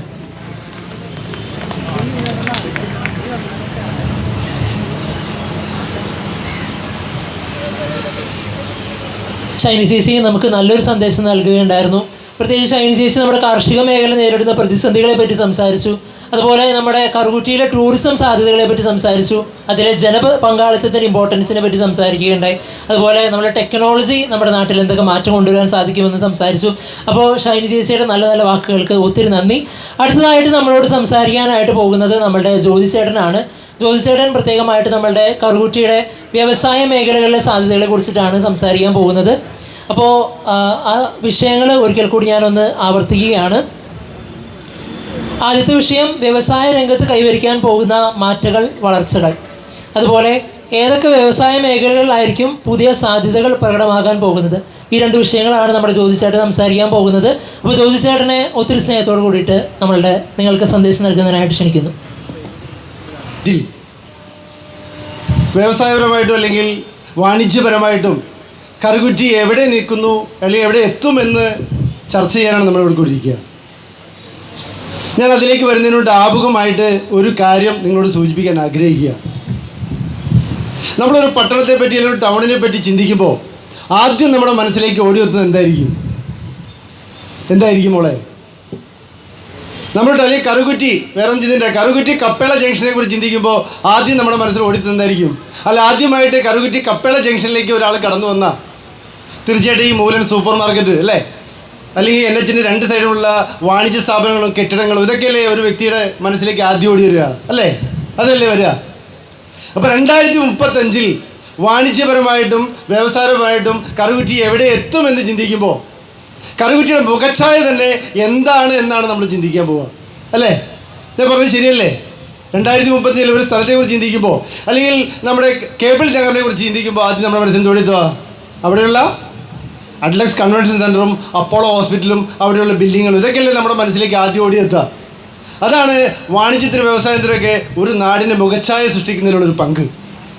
2035 നമ്മൾ എവിടെ എത്തുമെന്ന് ചിന്തിക്കുമ്പോൾ അതിനു മുമ്പായിട്ട് നമ്മൾ എവിടെയാണ് അല്ലെങ്കിൽ എവിടെ ആയിരുന്നു എന്ന് ചിന്തിച്ചിട്ട് അതിലേക്ക് വരുന്നതായിരിക്കും കുറച്ചൊരു ഭംഗിയെന്ന് എനിക്ക് തോന്നുക.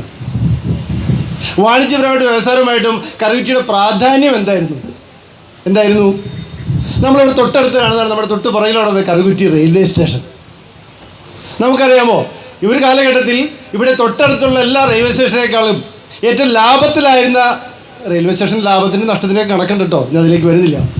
ഏറ്റവും കൂടുതൽ ലാഭത്തിലായിരുന്ന റെയിൽവേ സ്റ്റേഷനിൽ ഒന്നായിരുന്നു ഈ കറുകുറ്റി റെയിൽവേ സ്റ്റേഷൻ. എന്തായിരുന്നു അതിൻ്റെ കാരണം? നമുക്കറിയാമോ, പനമ്പ് എന്നൊക്കെ പറഞ്ഞാൽ ഇന്നത്തെ ന്യൂ ജനറേഷൻ പിള്ളേർ എത്ര പേര് അത് കണ്ടിട്ടുണ്ടെന്ന് പോലും എനിക്കറിയില്ല അല്ലേ? പനമ്പ് കണ്ടിട്ടുള്ളതൊന്ന് കൈ വെക്കാവോ? പനമ്പ് വീട്ടിൽ ഉപയോഗിച്ചു. പനമ്പ് കാണുന്ന സാധനം അറിയാമോ എന്താന്ന്? ബാമ്പു അല്ലെങ്കിൽ ഈറ്റ വെട്ടി അളിയുണ്ടാക്കി പനമ്പൊക്കെ നെയ്ത് വീടിൻ്റെ മുറ്റത്ത്, ഇന്നത്തെ പോലെ ടൈൽസ് ഒന്നുമില്ല, അതിനു മുമ്പ് മുറ്റത്ത് മണ്ണിട്ടുന്ന മുറ്റത്ത് അത് വിരിച്ചിട്ട് അരിയും ധാന്യങ്ങളൊക്കെ ഉണക്കാൻ ഉപയോഗിച്ചിരുന്നത് അല്ലേ? ഞാൻ ആരോടൊപ്പം പറയണേ. അന്ന് അങ്ങനെ ഒരു സംഭവം ഉണ്ടായിരുന്നു, പനമ്പ്. ഈ പനമ്പ് നമ്മുടെ നാട്ടിലെല്ലാം ഒരു പനമ്പ് വീട്ടിൽ നിന്ന് നെയ്ത് കൊടുക്കുമായിരുന്നു. ആ നെയ്ത് ചെറിയ സംഘങ്ങൾ വഴി ശേഖരിച്ച് അത് ഇവിടെ കറുകുറ്റി റെയിൽവേ സ്റ്റേഷൻ എത്തിയിട്ട് കേരളത്തിൻ്റെയും ഇന്ത്യയുടെയും വിവിധ ഭാഗങ്ങളിലേക്ക് പോയിക്കൊണ്ടിരുന്നത് ഏറ്റവും കൂടുതൽ ഉപയോഗിച്ചിരുന്ന റെയിൽവേ സ്റ്റേഷൻ ഒന്നായിരുന്നു കറുകുറ്റി റെയിൽവേ സ്റ്റേഷൻ. ഇനി നമ്മൾ തൊട്ടടുത്ത ഞാൻ ഒരുപക്ഷെ നമ്മുടെ ഇവിടെ എന്നെ ശ്രമിച്ചുകൊണ്ടിരുന്ന കൂടുതൽ സീനിയേഴ്സായിട്ട് ഒരു 60-70 വയസ്സുള്ളവരോട് ചോദിച്ചാൽ കൂടുതൽ നമുക്കറിയാൻ പറ്റും. നമ്മുടെ ഇവിടുത്തെ സെയിൽ ടാക്സ് ചെക്ക് പോസ്റ്റ് ഇരുന്ന സ്ഥലം, അതിന് മറ്റൊരു പേര് നമ്മുടെ കാരണവന്മാരോടൊക്കെ ചോദിച്ചാൽ ഒരു പേര് പറയും. എന്താ പറയുന്നതിന്? ചുങ്കം എന്നോ അല്ലെങ്കിൽ ചന്ത എന്നൊക്കെ പറയും. എന്തായിരുന്നു അത് പറയാൻ കാരണം? തിരുവിതാംകൂറിൻ്റെയും കൊച്ചിയുടെയും അതിർത്തിയായിരുന്ന ഈ കറുകുറ്റി, ആ കറുകുറ്റിയിൽ ഇന്നത്തെ ചെക്ക് പോസ്റ്റ് ഇരിക്കുന്ന സ്ഥലത്ത് വലിയൊരു വാണിജ്യ കേന്ദ്രം കൂടിയായിരുന്നു. ചന്ത എന്നാണ് ഇപ്പോഴും പഴയ പഴമക്കാരൊക്കെ അത് പറഞ്ഞുകൊണ്ടിരിക്കുക. അല്ലെങ്കിൽ വാണിജ്യപരമായിട്ട് പ്രാധാന്യം എന്തായിരുന്നു പറഞ്ഞാൽ നമ്മളിപ്പോൾ ഇന്നും നമ്മുടെ ഈ കമ്പനിപ്പടിയുടെ പേര് കേബിൾ നഗർ എന്നാണ്. എന്തുകൊണ്ടാണ്? അവിടെ പ്രീമിയർ കേബിൾ എന്ന് പറഞ്ഞാൽ മഹത്തായ ഒരു സ്ഥാപനം അവിടെ ഉണ്ടായിരുന്നതുകൊണ്ടാണ് അവിടെ ഇന്നും ആ സ്ഥലത്തിൻ്റെ പേര് പോലും ആ പേരിലെന്ന് അറിയപ്പെടുന്നത്. ഇത്രയേറെ പുതിയ സ്ഥാപനം അപ്പോളോ ഹോസ്പിറ്റൽ അഡ്ലസ് കൺവെൻഷൻ സെൻ്ററൊക്കെ വന്നെങ്കിൽ പോലും അപ്പോളോ ഹോസ്പിറ്റൽ നഗർ എന്നല്ല അതിൻ്റെ പേര്. എന്തായിരുന്നു അതിൻ്റെ പേര്? ഇപ്പോഴും കേബിൾ നഗർ എന്നുള്ള പേരിൽ അറിയപ്പെടുന്നത്, പ്രീമിയർ കേബിളിൻ്റെ ഓർമ്മയ്ക്ക് വേണ്ടി. അതാണ് വാണിജ്യത്തിനും വ്യവസായത്തിനും ഒരു നാടിൻ്റെ പങ്ക് എന്ന് സൂചിപ്പിക്കാൻ ഞാൻ ആമുഖമായിട്ട് ഇത് പറഞ്ഞ്. ഇനി കറുകുറ്റി 2035 എവിടെ എത്തുമെന്ന് നമ്മൾ ചിന്തിക്കുമ്പോൾ നമ്മളതിൽ മനസ്സിലേക്ക് കൊണ്ടുവേണ്ട 1-2 ചിത്രങ്ങളുണ്ട്. ചിത്രങ്ങളെന്ന് പറഞ്ഞാൽ കറുകുറ്റി ഇനി വികസനത്തിൻ്റെ ഒരു ഗേറ്റ് വേ ആവാൻ പോവാം. ആമുഖമായിട്ട് കുറച്ച് കാര്യങ്ങൾ എൻ്റെ സുഹൃത്തായ ശ്രീ ഷൈജോ പറമ്പിലൂടെ സൂചിപ്പിച്ചു. ഏറ്റവും പ്രധാനമായിട്ട് ഞാൻ സൂചിപ്പിക്കുന്നത് കറുകുറ്റിയിൽ നിന്ന് ആരംഭിക്കുന്ന അല്ലെങ്കിൽ കരയാമൂരിൽ നിന്ന് ആരംഭിക്കുന്ന നമ്മുടെ ബൈപ്പാസ്, അങ്കമാലി ബൈപ്പാസ്, 2 ഹൈവേകൾ, ഒന്ന് കരയാമൂരിൽ നിന്ന് ആരംഭിച്ച് കുണ്ടന്നൂരിലേക്ക് വരുന്ന ബൈപ്പാസ്, എൻ്റെ ആലുവയും എറണാകുളം എടപ്പള്ളിയൊക്കെ ബൈപ്പാസ് ചെയ്തുകൊണ്ട് അതൊന്നും ഉൾപ്പെടാതെ നേരെ കുണ്ടന്നൂർ ചേരുന്ന ബൈപ്പാസ്. മറ്റൊന്ന് കരയാമൂരിൽ നിന്ന് ആരംഭിച്ച് തിരുവനന്തപുരത്തേക്കുള്ള പ്രധാന ടൗണുകളെല്ലാം ഒഴിവാക്കിക്കൊണ്ട് കരയാമൂരിൽ നിന്ന് ആരംഭിച്ച് തിരുവനന്തപുരത്തേക്കുള്ള ബൈപ്പാസ്. ഇനി ഇതൊന്നും കൂടാതെ മലയോര ഹൈവേ അതും പ്രൊജക്റ്റിലുണ്ട്. എന്താണ്? മലയാറ്റൂരൊക്കെ വഴി അതിൽ വന്ന മലയോര ഹൈവേ അത് നേരിട്ട് കറുകുറ്റിയിൽ വരുന്നില്ലെങ്കിൽ പോലും ഇവിടെ നിന്നുള്ള ഇടനാഴികളുടെ കറുകുറ്റിയിലുള്ള കണക്ടിവിറ്റി കൂടുന്നു. ഇതിനെല്ലാം പുറമെ ഇനി എന്തൊക്കെ പറഞ്ഞാലും അടുത്ത 10 വർഷത്തിനകം മെട്രോ ഇതിലെ വന്നിരിക്കും, അതിന് തർക്കമൊന്നുമില്ല. അപ്പോൾ ഇതെല്ലാം വന്നു കഴിയുമ്പോൾ കറുകുറ്റിയുടെ വികസന കുതിപ്പ് എന്ന് പറഞ്ഞാൽ നമ്മൾക്ക് ചിന്തിക്കുന്നതിൽ അപ്പുറമായിരിക്കും. നമ്മളൊക്കെ ഒരുപക്ഷെ നമുക്കത് ചിന്തിക്കാൻ പറ്റുന്നതായിരിക്കും കറുകുറ്റിനി വാണിജ്യപരമായിട്ടും വ്യവസായപരമായിട്ടും ഉണ്ടാവുന്ന കറുകുറ്റിനുണ്ടാവുന്ന ഡെവലപ്മെൻറ്റ്. അത് ഏതൊക്കെ മേഖലകളാണെന്ന് നോക്കിയാൽ കറുകുറ്റിക്ക് ഏറ്റവും സാധ്യമായിട്ട് ഞാൻ കാണുന്നത്, എൻ്റെ മുമ്പിലേക്ക് നിങ്ങളെ കണ്ടുകൊണ്ടുതന്നെ ഞാനത് പറയാം. കറുകുറ്റിയുടെ ഡെവലപ്മെൻറ്റ് എന്ന് വെച്ചാൽ കറുകുറ്റിയുടെ എക്കണോമി തന്നെ നോളജ് എക്കണോമി ആയിട്ട് മാറാൻ പോവാം. എന്താണ് നോളജ് എക്കണോമിയുടെ പ്രത്യേകത അല്ലേ? നിങ്ങളൊക്കെ എക്കണോമിക്സ് പഠിക്കുന്നവർക്ക് ഒരുപക്ഷെ അറിയാമായിരിക്കും. എന്താണ് നോളജ് എക്കണോമി? എന്താണ്? വിജ്ഞാനമുള്ളൊരു ജനതയുള്ളൊരു എക്കണോമി, അതാണ് നോളജ് എക്കണോമി എന്ന് പറയുമ്പോൾ. സ്കിൽഡായിട്ടുള്ള ആളുകൾ ഇത്രയും വൈബ്രൻ്റായിട്ട് നിങ്ങൾ പുതിയ പുതിയ സ്റ്റാർട്ടപ്പുകളൊക്കെ തുടങ്ങി, അതും IT-യും AI-യൊക്കെ ഉപയോഗപ്പെടുത്തിക്കൊണ്ടുള്ള ടെക്നോളജിയൊക്കെ ഉപയോഗപ്പെടുത്തിയുള്ള സ്റ്റാർട്ടപ്പുകൾ ഇനി കറുകുറ്റിയിലേക്ക് വരാൻ പോവാം.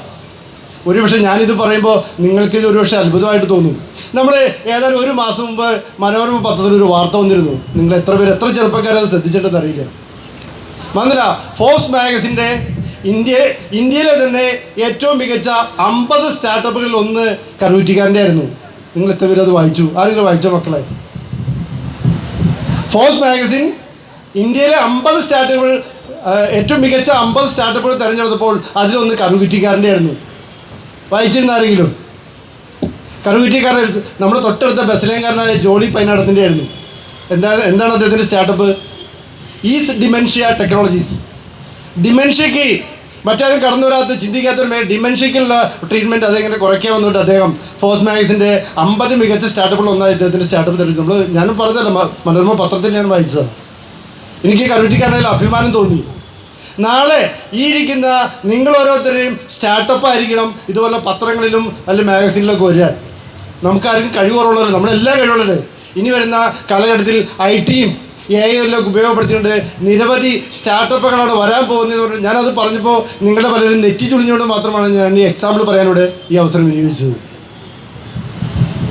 ഈ IT ഉപയോഗിച്ചിട്ടുള്ള ഡെവലപ്മെന്റ് എന്ന് പറയുമ്പോൾ ഒരു വീടിൻ്റെ അപ്സ്റ്റെയർ എടുത്താൽ പോലും നമുക്ക് 10-100 ആൾക്ക് തൊഴിൽ കൊടുക്കാൻ സാധിക്കും എന്നുള്ളതാണ് ഇതിൻ്റെ പ്രത്യേകത. ഇനി AI ഉപയോഗിച്ചും ഒരുപാട് ഡെവലപ്മെൻറ്റാണ് ഇനി വരാൻ പോകുന്നത്. ഹെൽത്ത് കെയറിലാണെങ്കിൽ നമുക്കറിയാം, നമ്മുടെ തൊട്ടടുത്ത് തന്നെ അപ്പോളോ ഹോസ്പിറ്റലിൽ ഏകദേശം 500 കോടിയോളം മുടക്കിയിട്ടാണ് അവർ പുതിയ ക്യാൻസർ ഹോസ്പിറ്റൽ വരുന്നത്.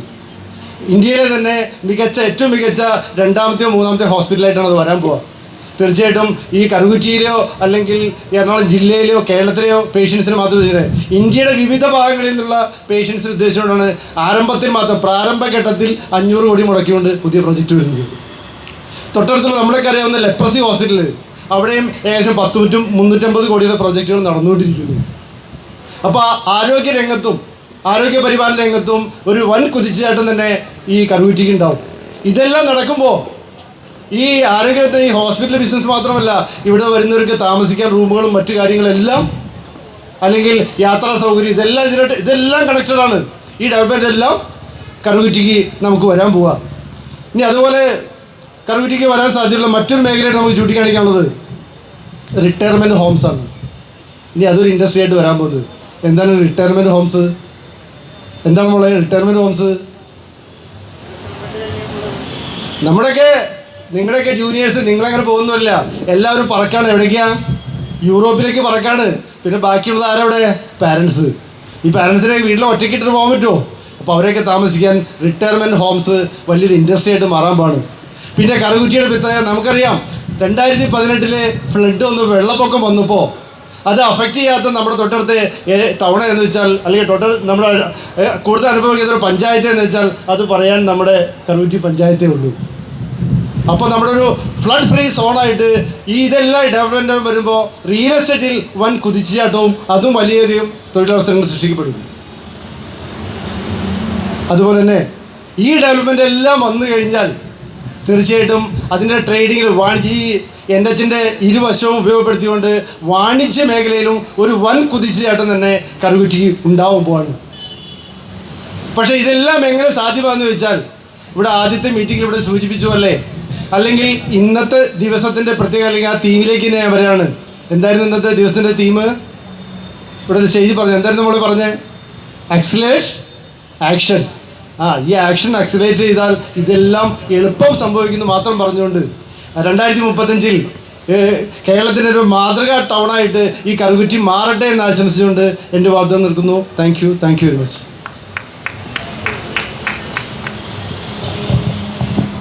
കറുകുറ്റിയിലെ ഇനി വരാൻ പോകുന്ന വ്യവസായ മേഖലകളിലെ വളർച്ചകൾ ഏറ്റവും ശക്തമായി പ്രതിപാദിച്ചുകൊണ്ട് നമുക്ക് നല്ലൊരു ചർച്ചാ വിഷയം നൽകിയ നമ്മുടെ പ്രിയപ്പെട്ട ജോജി ചേട്ടന് സ്നേഹപൂർവ്വം നന്ദി പറയുന്നു. നമ്മുടെ അടുത്ത ചർച്ചാ വിഷയമായിട്ട് നമ്മൾ എടുക്കുന്നത് യുവാക്കളുടെ പ്രതിസന്ധികൾ എന്തൊക്കെയാണെന്നും അവർക്ക് ഇനിയുള്ള നമ്മുടെ 2035 എന്തൊക്കെ സാധ്യതകൾ തുറന്നു കിട്ടാം എന്നതിനെ കുറിച്ചിട്ടും നമ്മളോട് സംസാരിക്കുന്നത് അഡ്വക്കേറ്റ് അലീന സി ബാബു ആണ്. സ്നേഹപൂർവ്വം ക്ഷണിക്കുന്നു. ഓരോ വികസനങ്ങളുടെയും ഒരു മുഖ്യ പങ്ക് വഹിക്കുക അഥവാ അവ അനുഭവിക്കാനുള്ള ഒരു മുഖ്യ പങ്ക് വഹിക്കുന്നത് ഓരോ പഞ്ചായത്തിലെയും യുവാക്കളാണെന്നാണ് ഞാൻ വിശ്വസിക്കുന്നത്. അതങ്ങനെ തന്നെയാണ്. എന്നാൽ നമ്മുടെ ഈ സമൂഹത്തിൽ തന്നെ നമ്മുടെ യുവാക്കളെല്ലാം പല നാടുകളിലേക്കായി ചേക്കേറുന്ന ഒരു പ്രവണതയാണ് നമുക്കിന്നിവിടെ കാണാനായി സാധിക്കുന്നത്. ഇതിന് പലവിധ കാരണങ്ങളുണ്ട്. ഒരു നല്ല സാലറിയോട് കൂടിയുള്ള ഒരു ജോലി നമ്മുടെ നാട്ടിൽ കിട്ടുന്നതിൻ്റെ കുറവ്, അതുപോലെ തന്നെ പുറം രാജ്യങ്ങളിൽ നമ്മുടെ രാജ്യത്തെ അപേക്ഷിച്ച് അത്യാധുനിക സൗകര്യങ്ങളോടുകൂടി ജീവിക്കാൻ ഉതകുന്ന ഒരു ജീവിത രീതി, ഇത്തരം കാര്യങ്ങളെല്ലാം ഇന്ന് യുവാക്കളെ മറ്റു രാജ്യങ്ങളിലേക്ക് കുടിയേറുന്നതിനായി കൂടുതലായി പ്രേരിപ്പിക്കുന്നുണ്ട്. അതുകൊണ്ട് തന്നെ വരും കാലങ്ങളിൽ യുവാക്കളുടെ ഈ കുടിയേറ്റ പ്രവണതയെ ചെറുത്തു നിൽക്കാൻ കഴിവുള്ള വികസനങ്ങളാണ് നാം ഇനി മുന്നോട്ട് വെക്കേണ്ടതും മുന്നോട്ട് പ്രാവർത്തികമാക്കേണ്ടതും. അതിനായി നമ്മുടെ ഓരോ രാഷ്ട്രീയ പാർട്ടികളും തോളോട് തോൾ ചേർന്ന് നിന്ന് തന്നെ ഇതിനു വേണ്ടി പ്രവർത്തിക്കണം എന്ന് ഞാൻ വിശ്വസിക്കുന്നു. എന്നോട് ഇവിടെ ചർച്ചയ്ക്കായി എന്നോട് പറഞ്ഞിരിക്കുന്ന വിഷയം എന്നത് യുവാക്കളുടെ വികസനമാണ്. അപ്പോൾ നമ്മുടെ കറുകുറ്റി പഞ്ചായത്ത് യുവാക്കൾക്ക് ഇനി എന്തെല്ലാം തരത്തിലുള്ള വികസനങ്ങൾ വേണം എന്ന് എൻ്റെ മനസ്സിൽ തോന്നിയ കുറച്ച് കാര്യങ്ങൾ ഞാൻ നിങ്ങളായിട്ട് പങ്കുവയ്ക്കാനായിട്ട് ആഗ്രഹിക്കുകയാണ്. ആദ്യമേ തന്നെ ഇവിടെ ജോജി സാർ പറയുകയുണ്ടായി സ്റ്റാർട്ടപ്പുകളെ പറ്റി. ഇന്ന് യുവാക്കൾ ഒരു ഓഫീസ് ജോലി എന്നതിനേക്കാൾ ഉപരി ഒരു 90% യുവാക്കളും ആഗ്രഹിക്കുന്നത് സ്വന്തമായി ഒരു സംരംഭം ആരംഭിക്കുക എന്നതാണ്. അത്തരമൊരു സംരംഭം ആരംഭിക്കുന്നതിനായി ഒത്തിരിയധികം ഐഡിയാസ് ഉള്ള യുവാക്കളും ഇന്ന് നമ്മുടെ സമൂഹത്തിലുണ്ട്. പക്ഷേ ഇത് പ്രാവർത്തികമാക്കുക, അത് അവരുടെ ആ ഒരു ഐഡിയ ഒരു ബ്രാൻഡ് ആക്കുക എന്നത് വളരെ ബുദ്ധിമുട്ടേറിയ ഒരു കാര്യമായതുകൊണ്ട് തന്നെ യുവാക്കൾ ആ ഒരു സംരംഭം ആരംഭിക്കാനായി വളരെ മടിച്ചു നിൽക്കുന്ന ഒരു കാലഘട്ടമാണത്. അതുകൊണ്ട് തന്നെ നമ്മുടെ പഞ്ചായത്തിലെ അധികാരികളുടെ നേതൃത്വത്തിൽ ഇവരുടെ ഈ സംരംഭത്തെ ഉയർത്തിക്കൊണ്ടുവരാൻ അവരെ സഹായിക്കുന്ന രീതിയിലുള്ള പദ്ധതികൾ ആവിഷ്കരിക്കേണ്ടത് വളരെ അത്യാവശ്യമാണ്. ഒരു വ്യക്തി ഒരു സംരംഭം തുടങ്ങുമ്പോൾ അതിന് ഒരു നല്ല തുക ഇൻവെസ്റ്റ്മെൻറ്റായി വെക്കേണ്ടതുണ്ട്. അതുപോലെ തന്നെ അവർക്കിടെ ആ ഒരു ഐഡിയ ഒരു ബ്രാൻഡ് ആക്കുമ്പോൾ അത് മാർക്കറ്റിലേക്ക് എത്തുമ്പോൾ ഒത്തിരി പ്രശ്നങ്ങൾ അവർ നേരിടേണ്ടതായി വരുന്നു. അതിനെപ്പറ്റി എല്ലാവർക്കും തന്നെ അറിവുണ്ടാവണമെന്നില്ല. അതൊരു നല്ല രീതിയിൽ വിജയകരമായി എത്തിക്കുക, ഇങ്ങനെയുള്ള ഒത്തിരി കാര്യങ്ങളിൽ നമ്മുടെ യുവാക്കൾക്ക് അറിവുകൾ കുറവുണ്ടാകാം. അപ്പോൾ ഇത്തരം കാര്യങ്ങളെല്ലാം പറ്റി അവരെ ബോധവാന്മാരാക്കാൻ പറ്റിയ ചെറിയ സെമിനാറുകൾ, സ്കിൽ ഡെവലപ്മെൻറ്റ് ക്ലാസ്സുകൾ ഇതെല്ലാം പഞ്ചായത്തിന് കീഴിൽ ആരംഭിച്ചുകൊണ്ട് ഓരോ സ്റ്റാർട്ടപ്പുകൾ ആരംഭിക്കുവാനും അത് വിജയകരമായി മുന്നോട്ട് കൊണ്ടുപോകാനും എല്ലാം യുവാക്കളെ പ്രാപ്തരാക്കാനായുള്ള പദ്ധതികൾ പഞ്ചായത്തിൻ്റെ കീഴിൽ ആവിഷ്കരിക്കുകയാണെങ്കിൽ അത് വളരെ വലിയൊരു മാറ്റം തന്നെ നമ്മുടെ പഞ്ചായത്തിൽ കൊണ്ടുവരാനായി സാധിക്കുമെന്ന് ഞാൻ വിശ്വസിക്കുന്നു. അടുത്തതായി നമുക്കെല്ലാം അറിയാം, എല്ലാ പഞ്ചായത്തിലും ഒത്തിരിയധികം കായിക താരങ്ങളുണ്ടാവും. അതുപോലെ തന്നെ ഒത്തിരിയധികം കായിക താരങ്ങളുള്ള ഒരു പഞ്ചായത്താണ് നമ്മുടെ ഈ കറുകുറ്റി പഞ്ചായത്ത്. പക്ഷേ ഈ പഞ്ചായത്തിന് അതിർത്തിക്ക് അപ്പുറത്തേക്ക് വളരാനായി ഇന്ന് പല കായിക താരങ്ങൾക്കും സാധിക്കുന്നില്ല. ഒരു ദേശീയ തലത്തിലെത്തിയ എത്ര കായിക താരങ്ങൾ ഇന്ന് കറുകുറ്റി പഞ്ചായത്തിലുണ്ടെന്ന് ചോദിച്ചാൽ വളരെ ചുരുക്കെണ്ണം ആളുകളെ മാത്രമേ നമുക്ക് ചൂണ്ടിക്കാട്ടാനായി സാധിക്കുന്നുള്ളൂ. അതുകൊണ്ട് തന്നെ നമ്മുടെ പഞ്ചായത്തിൻ്റെ കീഴിൽ ഒരു സ്പോർട്സ് അക്കാദമി ആരംഭിച്ച് എല്ലാവിധ കായിക ഇനങ്ങളും ഉൾപ്പെടുത്തി അതിനു വേണ്ടിയുള്ള കോച്ചിങ് നൽകി നല്ലൊരു കായിക താരങ്ങളെ വളർത്തിയെടുക്കാനായി സാധിക്കുകയാണെങ്കിൽ ഒരു ദേശീയ നിലവാരത്തിലേക്കുള്ള ഒരു കായിക താരങ്ങളെ നമുക്ക് വളർത്തിയെടുക്കാനായി സാധിക്കുമെന്ന് ഞാൻ വിശ്വസിക്കുന്നു. പല തെറ്റായ മേഖലകളിലേക്ക് യുവാക്കൾ വഴിതെറ്റി പോകുമ്പോഴും ഇത്തരമുള്ള പദ്ധതികളെല്ലാം നമ്മുടെ യുവാക്കളെ നേർവഴിയിലേക്ക് നയിക്കാനെല്ലാം സ്വാധീനിക്കുമെന്ന് ഞാൻ വിശ്വസിക്കുന്നു. അതുപോലെ തന്നെ യുവത്വത്തിലേക്ക് കടന്നു കഴിഞ്ഞാൽ യുവാക്കൾ നേരിടുന്ന വലിയൊരു പ്രശ്നമാണ് സ്വന്തമായൊരു വരുമാനം. യുവത്വത്തിലേക്ക് ഇന്നിവിടെ ഇരിക്കുന്ന ഓരോ യുവാക്കളും നേരിടുന്ന ഒരു പ്രശ്നം എന്താ, സ്വന്തം ചെലവിന് വേണ്ടി വീട്ടുകാരുടെ കയ്യിൽ നിന്ന് കുറച്ച് കാശ് ചോദിക്കാൻ മടിയുള്ളവരായിരിക്കും ഇന്നിവിടെ ഇരിക്കുന്ന പലരും. നമുക്ക് വീടുകളിൽ നിന്ന് നമ്മുടെ ചെലവുകൾക്കായുള്ള കാശ് തരുമെങ്കിലും ചോദിക്കാൻ ഒരു വിമുഖത എല്ലാ യുവാക്കൾക്കിടെയും മനസ്സിലുണ്ടാവും. അതുകൊണ്ട് തന്നെ സ്വയം വരുമാനത്തിനുള്ളൊരു മാർഗം നമുക്കെല്ലാം അറിയാം. ഇന്ന് വിദേശ രാജ്യങ്ങളിലായിരിക്കുന്ന എല്ലാ യുവാക്കളും അവർക്ക് അവിടെ ജീവിക്കാനുള്ള ചെലവിന് വേണ്ടി ഒരു പാർട്ട് ടൈം ജോബുകളാണ് ചെയ്യുന്നത്. അത്തരമൊരു സാധ്യത നമ്മുടെ നാട്ടിലുണ്ട്, നമ്മുടെ ഈ പഞ്ചായത്തിലുണ്ട്. നമ്മുടെ ഇവിടെയുള്ള ഓരോ കടകളും അതിന് ഓരോ ഉടമകളും പരിഹരിക്കാവുന്ന ഒരു കാര്യമാണെന്ന് ഞാൻ വിശ്വസിക്കുന്നു. വ്യാപാരി വ്യവസായ സംഘടനകളെല്ലാം ഇതിനു വേണ്ടി മുന്നോട്ട് വരികയാണെങ്കിൽ ഒത്തിരി നമ്മുടെ പഞ്ചായത്തിലെ യുവജനങ്ങൾക്ക് തന്നെ അവരുടെ കോളേജ് സമയങ്ങൾ കഴിഞ്ഞുള്ള കുറച്ച് സമയം ഒരു പാർട്ട് ടൈം ജോബ് പോലെ നമ്മുടെ ഇവിടുത്തെ കടകളിൽ ഒരു ജോലി ചെയ്യാനായി സാധിക്കുകയാണെങ്കിൽ സ്വന്തമായി ചെറിയൊരു വരുമാനം ഈ ചെറുപ്രായത്തിൽ തന്നെ അവർക്ക് കണ്ടെത്താനായി സാധിക്കുമെന്ന് ഞാൻ വിശ്വസിക്കുന്നു. അതുപോലെ തന്നെ നമ്മുടെ ഈ പഞ്ചായത്ത് ഒത്തിരി ഇൻഡസ്ട്രിയൽ മേഖലയുടെ മധ്യഭാഗത്തായി വരുന്ന ഒരു പഞ്ചായത്താണ്. അതുപോലെ തന്നെ അപ്പോളോ ഹോസ്പിറ്റൽ, അഡ്ലറ്റ്സ് കൺവെൻഷൻ സെൻറ്റർ, അങ്ങനെ ഒത്തിരി വികസനങ്ങൾ വന്നുകൊണ്ടിരിക്കുന്ന ഒരു പഞ്ചായത്താണ്. ഇത്തരം വികസനങ്ങളെല്ലാം ഉണ്ടെങ്കിലും ഓരോ യുവാക്കൾക്കും നമ്മുടെ ഈ പഞ്ചായത്തിൽ സെറ്റിലാവാൻ വേണ്ടിയുള്ള സൗകര്യങ്ങളുണ്ടോ എന്ന് ചോദിച്ചാൽ ഇന്നൊരു ചോദ്യോത്തരം തന്നെയാണത്.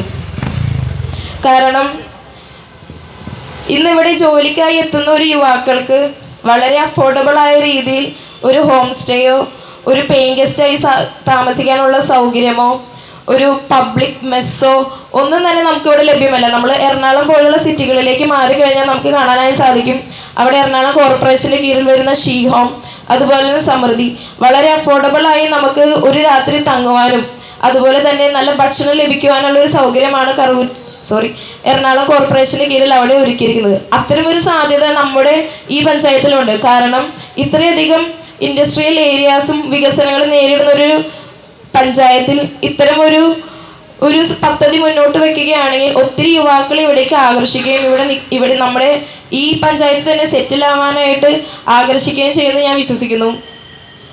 അതുപോലെ തന്നെ കാർഷിക മേഖലയിലേക്ക് യുവാക്കളെ കൂടുതൽ സ്വാധീനിക്കുക അല്ലെങ്കിൽ അവരെ അട്രാക്റ്റ് ചെയ്യുക. കാരണം ഇന്ന് ഒത്തിരി കാർഷിക മേഖലയിൽ ഒത്തിരി ന്യൂനതകൾ കൊണ്ട് ഒത്തിരി എന്താ പറയാ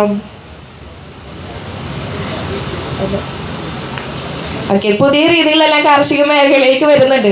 അപ്പം അതെല്ലാം ഉപയോഗപ്പെടുത്തിക്കൊണ്ട് യുവാക്കളെ ആ കാർഷിക മേഖലയിലേക്ക് കൂടുതൽ സ്വാധീനിക്കുക. കാരണം പഴയ രീതിയിൽ ചിലപ്പോൾ കാർഷിക രംഗത്തേക്ക് ഇറങ്ങാൻ പല യുവാക്കൾക്ക് ഇന്ന് മടിയുണ്ടാവും. അതുകൊണ്ട് തന്നെ ഇതുപോലെ പുതിയ രീതികൾ ഉപയോഗിച്ചുകൊണ്ട് കൂടുതൽ കാർഷിക മേഖലയ്ക്ക് വളർച്ച നൽകാനായി അതുപോലെ തന്നെ യുവാക്കളെ അതിലേക്ക് കൂടുതൽ അട്രാക്റ്റ് ചെയ്യാനായിട്ടെല്ലാം സാധിക്കും.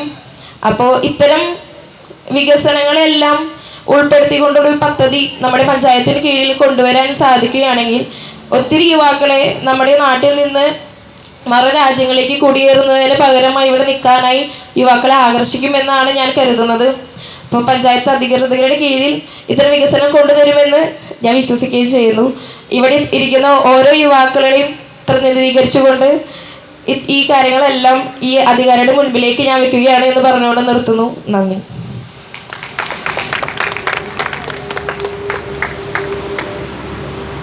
അടുത്തത് നിങ്ങൾക്ക് നമ്മുടെ സ്പീക്കേഴ്സിനോട് ചോദ്യം ചോദിക്കാനുള്ള അവസരമാണ്. അപ്പോൾ നിങ്ങൾക്ക് ധൈര്യമായിട്ട് മുന്നോട്ട് വരാം. നിങ്ങളുടെ ആശയങ്ങളും ചോദ്യങ്ങളും എല്ലാം അവരോട് ചോദിക്കാവുന്നതാണ്. നീളെ എന്നുള്ളതല്ല, ഇന്ന് എപ്പോൾ എവിടെ എങ്ങനെ ഇത് ചൂണ്ടാണി വിരലാക്കണം. നമ്മൾ ചോദ്യങ്ങൾ ചോദിക്കുന്നതിനായി നമ്മുടെ സദസ്സിനെ ക്ഷണിക്കുന്നു. ഗവൺമെൻറ്റിൻ്റെ ഭാഗത്തുനിന്ന് കുറേ തരത്തിലുള്ള ക്യാമ്പയിൻ കാര്യങ്ങളൊക്കെ ചെയ്യുന്നുണ്ട്. അപ്പോൾ അതുപോലെ നമ്മുടെ കറൂറ്റി പഞ്ചായത്തിൽ ഒരു ഇൻവെസ്റ്റ്മെൻറ്റ് ക്യാമ്പയിൻ ചെയ്യാനായി സാധിക്കുമോ എന്നാണ് എനിക്കറിയാനുള്ളത്. ഇപ്പോൾ നമ്മുടെ ഇവിടെ കുറേ സ്ഥലങ്ങളുണ്ട്, കുറേ കാര്യങ്ങളെക്കുറിച്ച് പറഞ്ഞായിരുന്നു. അപ്പോൾ അത് എങ്ങനെ എഫക്റ്റീവായിട്ട് യൂസ് ചെയ്യാം, വ്യവസായികരെ എങ്ങനെ നമ്മുടെ കറുകുറ്റി പഞ്ചായത്തിലേക്ക് ആകർഷിക്കാൻ സാധിക്കും എന്നതിനെക്കുറിച്ച്.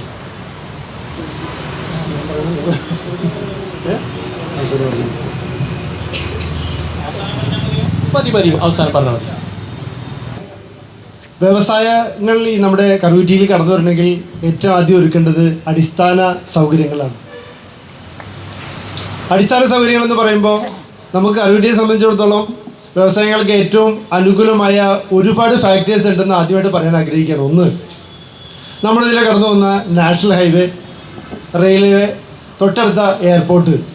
ഇത് ഏത് വ്യവസായങ്ങൾക്കും ഇൻഫ്രാസ്ട്രക്ചറിന് ആണ് വേണ്ടത്. ആ ഇൻഫ്രാസ്ട്രക്ചർ ഉണ്ടാക്കാൻ അല്ലെങ്കിൽ ഇവിടുത്തെ കൺവൈൻസ് അത് ഈസാക്കാനുള്ള ഒരു സാധ്യത നമുക്ക് കറുകുറ്റിക്ക് ഇനിയും ഉപയോഗപ്പെടുത്താനുണ്ട്. പക്ഷേ എന്നും ഇതിൽ വില്ലനായിട്ട് വരുന്നത് നമ്മൾ ഈ ഏത് വ്യവസായം തുടങ്ങാനായിട്ട് കുറച്ച് മുതലോ അല്ലെങ്കിൽ എവിടെന്നെങ്കിലും കുറച്ച് ഫണ്ടിങ് കളക്ട് ചെയ്ത് നമ്മൾ വ്യവസായത്തിലേക്ക് വരുമ്പോൾ ഗവൺമെൻറ് ഭാഗത്തുനിന്നുള്ള കുറേ പേപ്പർ വർക്കും അനാവശ്യമായ ഡിലേകളാണ്. പക്ഷേ അതിനെല്ലാം കുറച്ചുകൂടി ഈസി ആക്കിക്കൊണ്ട് ഇൻഡസ്ട്രിയൽ ഡിപ്പാർട്ട്മെൻറ്റ് ഭാഗത്തുനിന്ന് കുറച്ച് ഈസായിട്ട് ഓൺലൈനിൽ അപ്ലൈ ചെയ്താൽ നമുക്കതിൻ്റെ അപ്രൂവൽ കിട്ടുന്ന, അപ്ലൈ ചെയ്താൽ 2 ദിവസത്തിനകം 2-3 ദിവസത്തിനകം നമുക്ക് അപ്രൂവൽ കിട്ടിക്കൊണ്ട് മറ്റൊരു ലൈസൻസ് എല്ലാം ഒഴിവാക്കിക്കൊണ്ട് നമുക്ക് ഇൻഡസ്ട്രി തുടങ്ങാനുള്ള സാഹചര്യം ഇപ്പോൾ നമ്മുടെ സർക്കാർ ഒരുക്കിയിട്ടുണ്ട്. അപ്പോൾ ഇതെല്ലാം ഒരുക്കുക. ഇനിയും മറ്റു ഭാഗത്തുനിന്നുള്ള പ്രോത്സാഹനങ്ങൾ നമുക്ക് ഇവിടുത്തെ ബാങ്കിങ്, ഫണ്ടിങ് കൊടുക്കുന്ന ബാങ്കിങ്ങുകൾ കുറച്ച് ലിബറലാക്കേണ്ടതുണ്ട്. മറ്റ് ഗവൺമെൻറ് ഭാഗത്തുനിന്ന് പ്രത്യേകിച്ച് നമ്മുടെ കറുകുറ്റി എന്ന് പറയുമ്പോൾ നമ്മുടെ ലോക്കൽ ബോഡി കറുകുറ്റി പഞ്ചായത്താണ്. പഞ്ചായത്തിൻ്റെ വൈസ് പ്രസിഡന്റ് നമ്മുടെ ഒപ്പം ഉണ്ട്. അപ്പോൾ കറുകുറ്റി പഞ്ചായത്തിൽ നിന്ന് അവർക്ക് ഏതൊക്കെ രീതിയിൽ, കാരണം നമുക്ക് ചെറിയ ഇൻഡസ്ട്രിയൽ ഏരിയ പോലെ നമുക്ക് ഓൾറെഡി ഇപ്പോൾ കറുകുറ്റിയിലുണ്ട്, പൊങ്ങത്തുണ്ട്, അതുപോലെ ആ ഏരിയകളൊക്കെ ഉൾപ്പെടുത്തിക്കൊണ്ട് പുതിയ സ്റ്റാർട്ടപ്പുകൾക്കോ ഇൻഡസ്ട്രികൾക്കുള്ള അവസരങ്ങൾ സൃഷ്ടിക്കുക.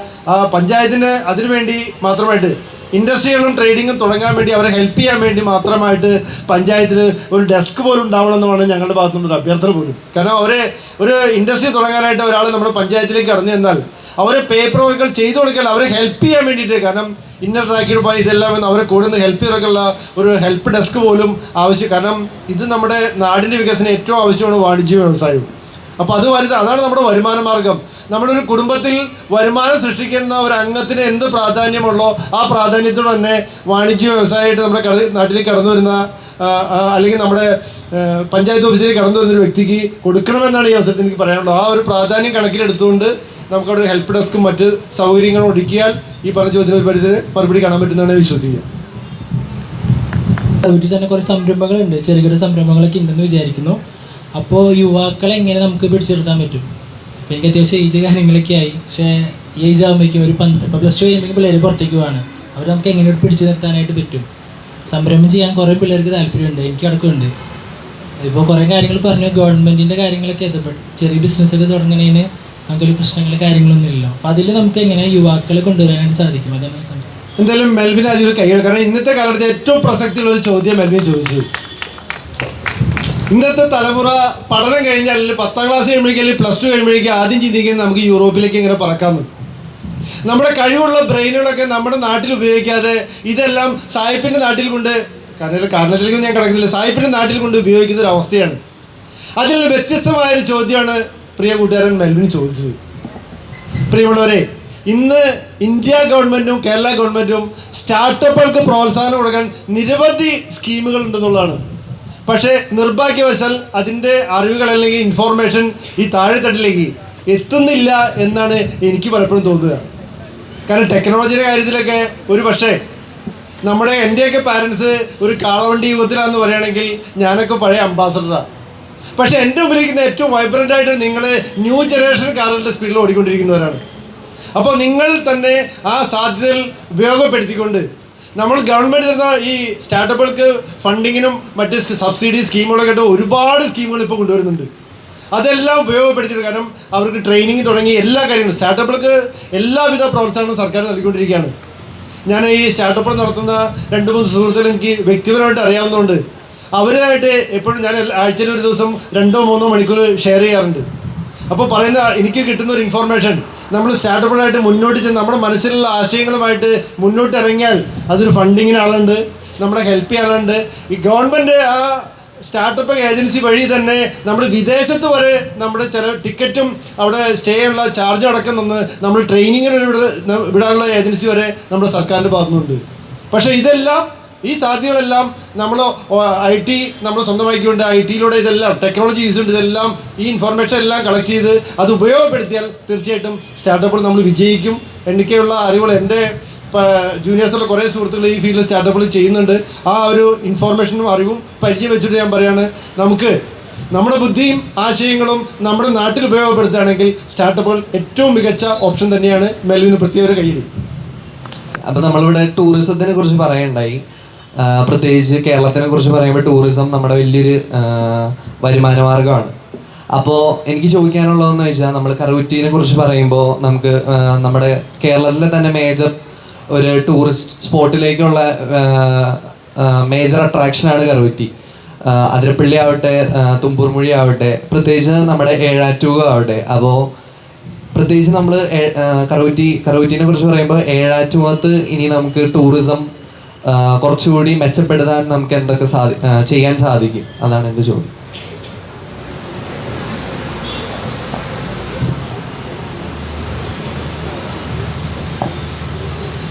സ്ഥലമാണ്. ടൂറിസത്തിന് വളരെയധികം സാധ്യതയുണ്ട്.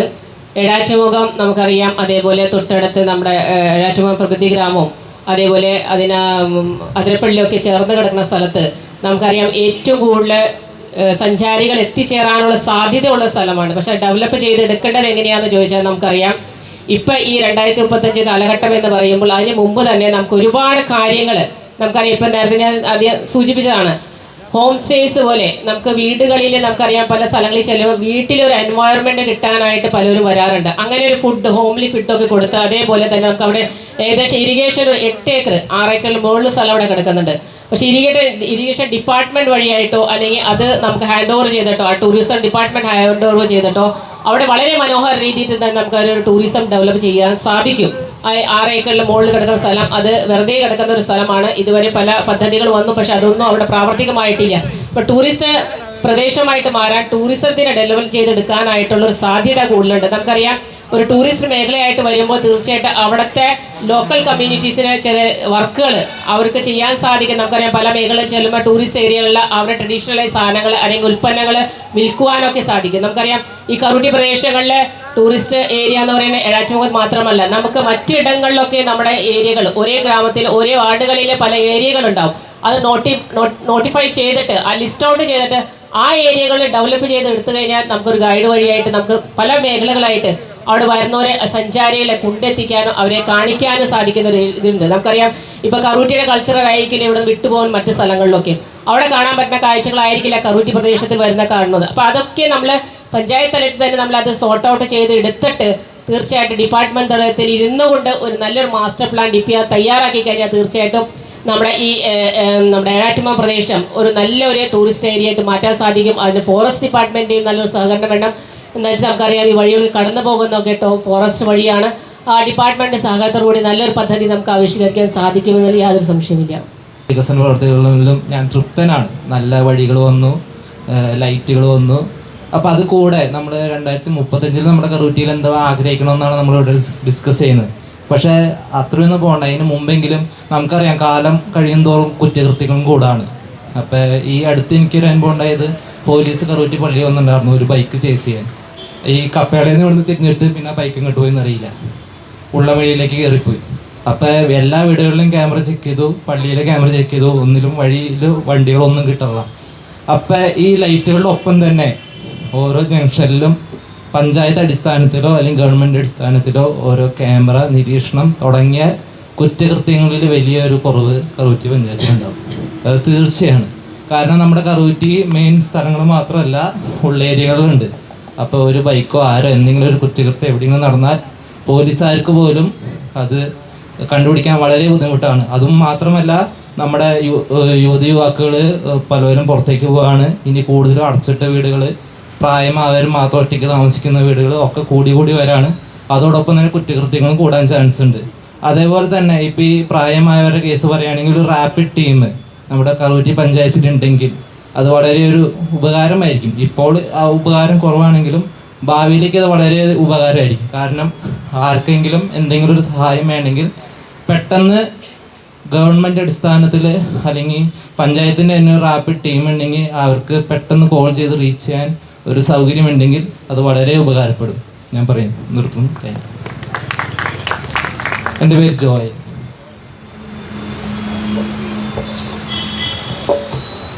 ഹലോ. ജോയിൽ പറഞ്ഞ കാര്യം വളരെ പ്രധാനപ്പെട്ട ഒരു കാര്യമാണ്. എനിക്ക് ആ വിഷയത്തിൽ എനിക്ക് തോന്നുന്നു എറണാകുളം ജില്ലയിൽ ഏറ്റവും കൂടുതൽ ക്യാമറ സംവിധാനം വരാൻ പോകുന്ന ഒരു പഞ്ചായത്ത് കറുകുറ്റി ഗ്രാമപഞ്ചായത്താണ്. ഈ നമ്മൾ ക്യാമറകളെല്ലാം സെറ്റ് ചെയ്ത് കഴിഞ്ഞു. ഒരു വാർഡിലേക്ക് ഏകദേശം 3 ക്യാമറകളോളം സെറ്റ് ചെയ്ത് ഏകദേശം 53 ക്യാമറകൾ നമ്മൾ പിടിപ്പിച്ചിട്ടുണ്ട്. പ്രധാനപ്പെട്ട ക്യാമറ സംവിധാനം ഗവൺമെൻറ് നിഷ്കർഷിക്കുന്ന ശുചിത്വത്തിന് വേണ്ടിയിട്ടാണ്. പക്ഷെ അതിനൊക്കെ അപ്പുറം നമ്മൾ പ്രത്യേകിച്ച് 300ഓളം ക്യാമറകൾ സെറ്റ് ചെയ്യാവുന്ന രീതിയിൽ ഇപ്പോൾ 53 ക്യാമറ അതിൻ്റെ ആദ്യപടിയായി ഏകദേശം 30 ലക്ഷം രൂപയോളം ഇൻവെസ്റ്റ് ചെയ്ത് അതിൻ്റെ സെറ്റിങ്സ് എല്ലാം കഴിഞ്ഞു. വരുന്ന ആഴ്ചയിൽ അത് ഔപചാരികമായി ഉദ്ഘാടനം ചെയ്യും. അതിൽ പ്രധാനപ്പെട്ടത് ഇപ്പോൾ പറഞ്ഞ പോലെ തന്നെ പേര് പറഞ്ഞത് ജോയിൽ പറഞ്ഞ പ്രധാനപ്പെട്ട കാര്യം, നമ്മൾ ഇതിൻ്റെ ക്യാമറ സംവിധാനം കാണാൻ പഞ്ചായത്തിനും സാധിക്കും, പോലീസ് സ്റ്റേഷനിലും സാധിക്കും.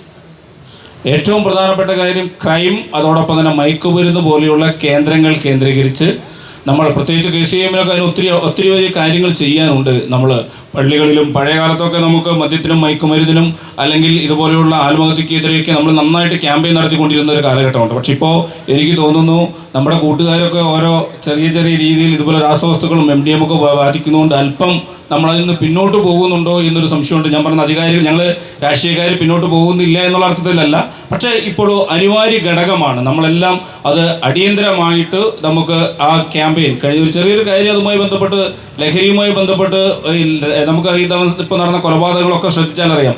52 കൊലപാതകങ്ങൾ നടന്നതിൽ 30ഉം ലഹരിയുടെ ഉപയോഗം മൂലമാണ് ആ കൊലപാതകങ്ങൾ നടന്നിട്ടുള്ളതെന്നാണ് മനസ്സിലാക്കുന്നത്. അപ്പോൾ തീർച്ചയായിട്ടും ഇന്ന് വനിതാ ദിനത്തിൽ എനിക്ക് പ്രത്യേകിച്ച് സ്ത്രീകൾ, കഴിഞ്ഞ ദിവസം നമ്മളിവിടെ ന്യൂ ഇയറിന് എപ്പോഴും മേള സാംസ്കാരിക വേദിയിൽ പപ്പാനിയെ സംഘടിപ്പിക്കാറുണ്ട്. അപ്പോൾ കഴിഞ്ഞ കൊല്ലം പപ്പാനീനെ സംഘടിപ്പിച്ചപ്പോൾ അന്ന് വൈകുന്നേരം പോലീസ് ചെക്കിങ് നടത്തി. ഞാൻ ഇങ്ങനെ നമ്മൾ തന്നെ നടത്തിയത് പലരും വിളിച്ചു വന്ന് വിടണമെന്നൊക്കെ പറഞ്ഞ് വിളിച്ചപ്പോൾ SIനോട് പറഞ്ഞത് 89ഓളം കേസ് റിപ്പോർട്ട് ചെയ്തതിൽ 33 സ്ത്രീകളാണ് മദ്യപിച്ച് പിടിച്ചതെന്ന്. ഞാൻ പറഞ്ഞത് ഒരു ചിന്തയാണ്. നമ്മളെ സംബന്ധിച്ച് എവിടെയോ നമ്മുടെ മൂല്യങ്ങളൊക്കെ നഷ്ടപ്പെടുന്നുണ്ട്.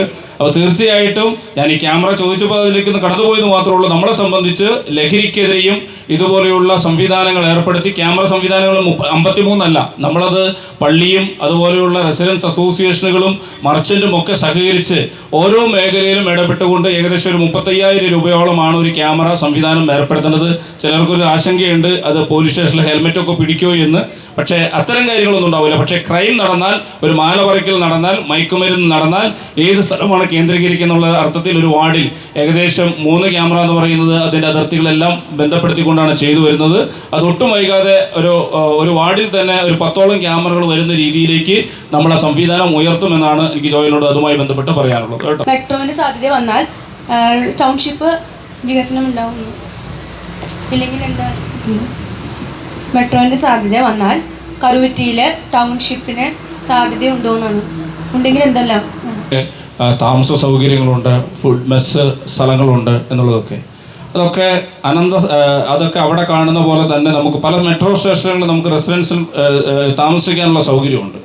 അതുപോലെ തന്നെയാണ് നമ്മളെ സംബന്ധിച്ച് മെട്രോ ഒക്കെ വരുന്നതോടുകൂടി തന്നെ ഒട്ടനവധി കാര്യങ്ങൾ ഇതിലേക്ക് ജോലി സാധ്യതകൾ തേടി വരുന്നവരുണ്ട്. അവർക്ക് തങ്ങാനുള്ള ഇടങ്ങൾ മെട്രോ സ്റ്റേഷൻ തന്നെ ഇപ്പോൾ പല സ്റ്റേഷനുകളിലും അവർക്ക് വളരെ കുറഞ്ഞ ചിലവിൽ 250-300 രൂപ കൊടുത്താൽ AC-യിൽ ഒരു ദിവസം കിടക്കാവുന്ന രീതിയിലുള്ള ഹോം സ്റ്റേ പോലെയുള്ളത് അല്ലെങ്കിൽ മറ്റുള്ള ഇതൊക്കെ അറേഞ്ച് ചെയ്തിട്ടുണ്ട്. അപ്പോൾ അതുമാത്രമല്ല, മെട്രോ വരുന്നതോടുകൂടി നമ്മൾ ഉദ്ദേശിച്ച് മെട്രോ സിറ്റി എന്ന് പറയുമ്പോൾ തന്നെ നമ്മുടെ അടിസ്ഥാനപരമായിട്ടുള്ള എല്ലാ തലത്തിലും മാറ്റങ്ങൾ ഉണ്ടാകും, ഒരു സംശയം വേണ്ട.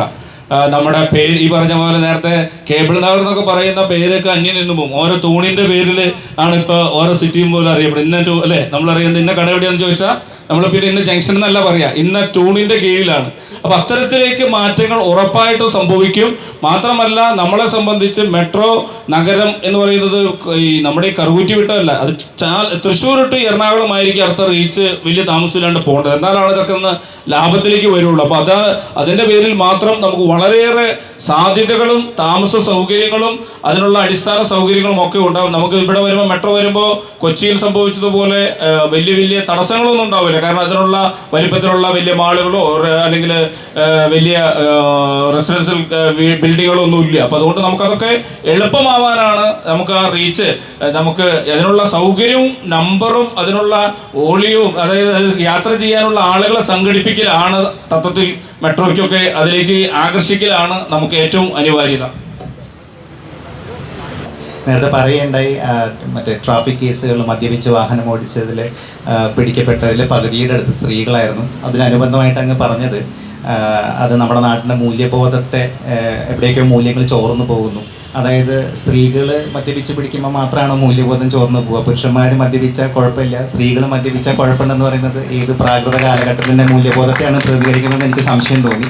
ആ സ്റ്റേറ്റ്മെൻറ്റിൽ വലിയൊരു പൊളിറ്റിക്കൽ ഇൻകറക്റ്റ്നെസ് ഒളിഞ്ഞിരിക്കുന്നുണ്ട്. അത് നിങ്ങളെപ്പോലുള്ള പൊതുപ്രവർത്തകർക്ക് മനസ്സിലാക്കാൻ സാധിക്കേണ്ടതാണ്. അത് സ്ത്രീ വിരുദ്ധമായതുകൊണ്ട് തന്നെ അത് മനുഷ്യവിരുദ്ധമാണ്, മനുഷ്യത്വരഹിതമാണ്. Thank you.